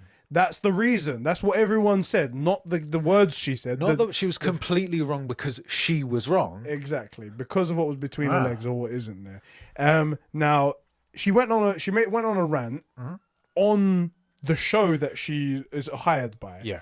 And she made it a whole statement. It's like sexism in gaming. And it's like people have been messaging me saying like, oh, this and that and stuff like that. And I'm sure she got some bad comments from people saying some really Laura dumb Bailey stuff. got literal death threats Exactly. because of Abby. So I'm just gonna say I bet it wasn't that bad. I probably not as bad as her, exactly. Right. But I'll say that she got at least one, maybe a handful of stupid people saying stupid things, because that's the internet. We get it. Exactly. It's what happens on the internet. People are going to be idiots. However, I mean, you got to be prepped for that. Exactly. We've been putting ourselves on the internet. Like, if you're going to be on the internet, prepare yourself. However, the large, overwhelming majority of people were calling you out for your stupidity, and you're choosing to ignore that. Now, she made all of that, and she made one statement in a Reddit comment, so off of the air where it can't be seen. Yeah. She said, look, I was just reading out what people had given me as points to read out on a show. This isn't my passion, nor is it my strength. I got it. I sometimes get things wrong. Not I'm sorry, but I sometimes get things wrong. That was her statement that she put out there. interesting. So just like I've been always saying about games journalists, that they're journalists that happen to be in gaming, Right. there for a paycheck, with no connection to the media, no interest, and make soulless content. Exactly. Interesting. Now, what makes this extra special? Now, she's dumb. She's made a stupid statement, and We've never said anything wrong on the internet. Exactly. She's dumb. She made a stupid statement, and she also didn't address it publicly. She decided to take it into an off the site forum where no one was there. And even then, it wasn't even like I fucked up. It was more of a, hey, this ain't on me. Someone handed me a piece of paper, and I just read it. Right. Again, how not to do things, but okay. Exactly. Now, to add extra shit to this is that she was claiming that like it's unbelievable the sexism that we get here at G4. Like, I can't believe the types of people in the community that are like this, when really it was G4 back in the day before they did their relaunch thing that perpetuated all of this sexism. It was kind of a toxic place, isn't it? I was gonna say they had Olivia Munn on there before she became big and went to Hollywood and stuff like that, who literally used her body all the time to try and like think. You guys might be thinking, oh, maybe she was dressed sexily, and that's one thing. She had a panty pile on the set that she would throw her panties when they got too wet after seeing a game onto a pile. She would Potentially a very funny bit if done correctly. That's by the the way, she but was yeah. in on it, and it was her joke, and Yeah. that's fine if you want to make a joke. I Yeah. can make a joke. We make a joke about our sexuality Sure, all the all the time. time. That's our joke. Yeah, That's we joke fine. that we're straight a bunch of the time. Exactly. So we can do that. And that's fine. However, if you're the people that are promoting this and you're pushing this into the light, don't then turn around and be like, we're the moral high ground over here. Sexism is not okay. Using We don't want to use a woman's body to promote this. ridiculous, isn't it? You guys are the last people who can talk about it. Also, and forgetting all of that. So, okay, they did a rebranding and they're away from that space. Fine, whatever. We spoke about this before, just privately, about how poorly people handle PR. Like, first of all, if it had been you and me saying something stupid on air, the likelihood that one of us would have been like, shut up, bruv, you know Hogwarts Legacy is whatever, right? But let's say we did skip through because we're in the moment trying to get a point out, right? What you then do is come on and you go, okay, I just need to clear this up. I said these things. These were totally wrong. I said, and I'm an idiot, you know, like you. It's dumb. I'm Yeah, sorry. I like- hear the moment I said Yeah. something wrong. And then the person you throw shade at is your co-host. You're like, how you let me get away with saying Hogwarts Legacy, and then I beef you out. I pass the buck That's another thing. and just attack you and try and turn this whole thing into you're the problem. Like, that's how you handle those things. As if we, like, bruv, come on. This is the worst handled thing. Like, also, how it blows my mind that the idea of like, hey, look, I'm a paid personality. This isn't my passion or my strong suit. I just said what I was given. That, let's say that's all true. You think that's a defense? No, that's then it just shows the lack of the lack of what's the word I'm looking for? Humanity? I'm thinking more of like a professional standpoint, like your own Oh, I know what you're integrity. trying to say. Yes. Your integrity is so limited and so finite that you can't even own a thing. Can't even like you get a piece of Ridiculous, paper. It's like anchors. You know the I joke was that going they to say. in Anchorman, this Whatever is the comes plot, on the This is prompter. the plot of the whole movie, Yeah. is that he'll just read whatever's put in front of him. Yeah, Which, by the way, hilarious movie. Way more hilarious than this. yeah. Like, that... It's a joke played on. They're so stupid and they're so like they have little integrity that they would do They'll that. just say anything. Go fuck yourself, San Diego, or wherever it is. The idea is that you're not supposed to be like that. You're supposed to. You get a piece of paper. Yeah. You'll be like, is that actually correct? Is that right there? Maybe I should go take a look also, at it. so let's say you're going to pass the buck and say, look, I read what was given to me. How about I'm on camera, we're in the middle of a discussion, and I misread thing. So like you could have said, you've all these games, plus I'm here, I think Hogwarts Legacy, I think the best place to play Hogwarts Legacy is going to be on the Xbox because it's designed in that same linear way where like anything with the PS5's SSD, it's not going to apply, so there's no difference. Like, Matt, that's potentially a position to have. I don't necessarily agree, but it's a position. And then you say, I was trying to say this, I misread it, we're in the middle of a thing, and I want to, it's more important to keep the flow of the show going. And so, yeah, I made a position that you guys don't agree with, and I misspoke, but I was trying to keep the show going. And I've totally fricked up. Instead, you guys are super sexist. Also, I don't know what I'm doing. Yeah. The frick? It's my that's- first day, guys. What? It was so bad. So bad. It's cringe. It's cringe. Also, because the whole like, oh, sexism, like every time it's proven to be false. Like, women don't sell. Some of the best-selling games of all time have female leads. You know, off the top of my head, I bet I could name you 10 that are just amazing. Yeah. And maybe Aloy's in there as well. It's strange that they can't. Maybe it wasn't it. It's just strange that people can't. People can't think that someone dislikes something or even hates something because they're an arsehole, but it has to be sexism when it's a female or when it's a particular gender group or a particular group or whatnot. People can just be either dickheads because they're dickheads, or it could just be maybe they don't like it or whatever. I know in some situations it is Sexism genuinely exists. It exists. Yeah. It's a real thing and it's Yeah. fucking shit. But not everything is. And the way that what she does as well is extremely toxic, extremely bad, because when it isn't sexism and you call something out for sexism, then it just brings back the whole movement. It degrades it and makes it worse. And that's what she's done. I was going to say, it's actually sexist it's a sexism of low expectations, which is that she can't possibly be getting this sort of criticism as a human being, Right. as a person who made a mistake. It has to be because of the things between her legs, what is or isn't there. And That's the only reason. That's all she is, right? That's all she, in her eyes at least. That's all she is. Exactly. Forgetting the quality of the content that she produced, Yeah. which was garbage. Fine, fair enough. Like as if we haven't made garbage before. Not throwing stones. That she reduced herself down to her genitals. Yeah. As the reason she was getting flack, not because she made a mistake, but because other people only see her. Like, it's so ridiculous that like in fact, ironically, it was proving that she wasn't sexist because she didn't get a pussy pass. Something didn't slide because she's a pretty girl. Yeah. And the whole point was what you said is garbage, not what you said is garbage. Typical woman. Yeah. No, what you said was garbage. We just said it was garbage. Yeah, so we no one cares what your genome is, bitch. Yeah. Right? And that's a gender neutral bitch, for the record. Everyone can be a bitch. Facts. What a douche move. It was so stupid. And the funny thing is, it's going to be remembered for the rest of time. G4 is a pretty toxic place anyway. I tend to agree with you. There's a lot of the hosts that are quite bad, and the people there. Also, by the way, I don't know if I watched the clip. Everything she said, they were like, "Yes, queen, yes." They're all just going along with it. Like, grow a pair, man. Fucking say something. Bro, look, if you say something as a defense, we've done it before. We will happily call each other out on camera, and it will air. And it doesn't even have to be malicious. You can be nice about it. It's like, actually, I think that last point is not right. That's definitely not right. It's fine. It's a normal thing. But they're so worried to be like, oh, I can't say anything to this woman. Well, do you know the other thing? It's because we actually... I don't know. I'll be honest. I think it's because we actually... Well, maybe not. I don't respect your opinion, but you respect my opinion. Somewhat, yeah. But the point is we actually respect our opinions. And that makes it okay to disagree.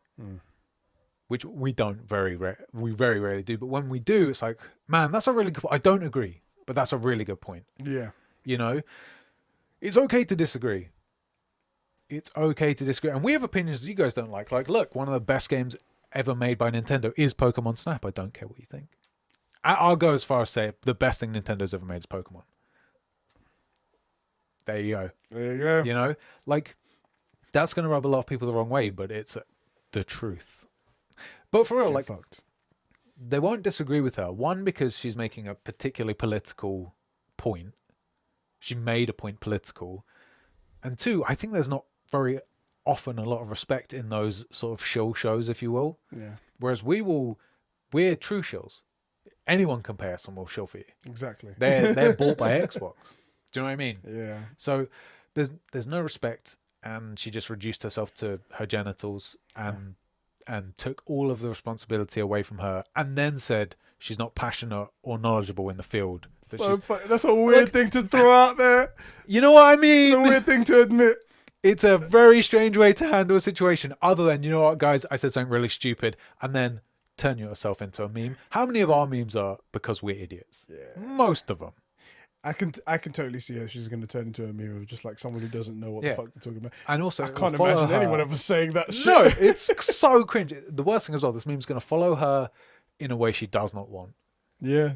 Because she's the reason it exists. If she'd have just come out and been like, I fricked up, like that picture of Beyonce that she hates. She tried to get it removed off the internet, and then that made it so it could never be done. Why would you do that? Yeah.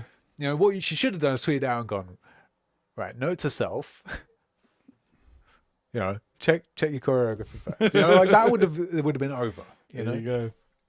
All right, guys, that's going to be the end of the show. We did have some questions that were separate to everything that we mentioned about today, but I'm going to save those because it's been a meaty episode.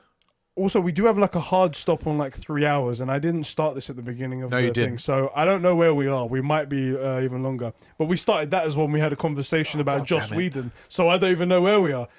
Anyway, we'll have to end it to make sure we come under that 3 hour mark. Thank you all for joining us. I'll read out these comments hopefully on the next episode, or maybe we can do something standalone and whatnot. Hope you guys really enjoyed the comeback to this True Game podcast. Yeah, it's fun to be back.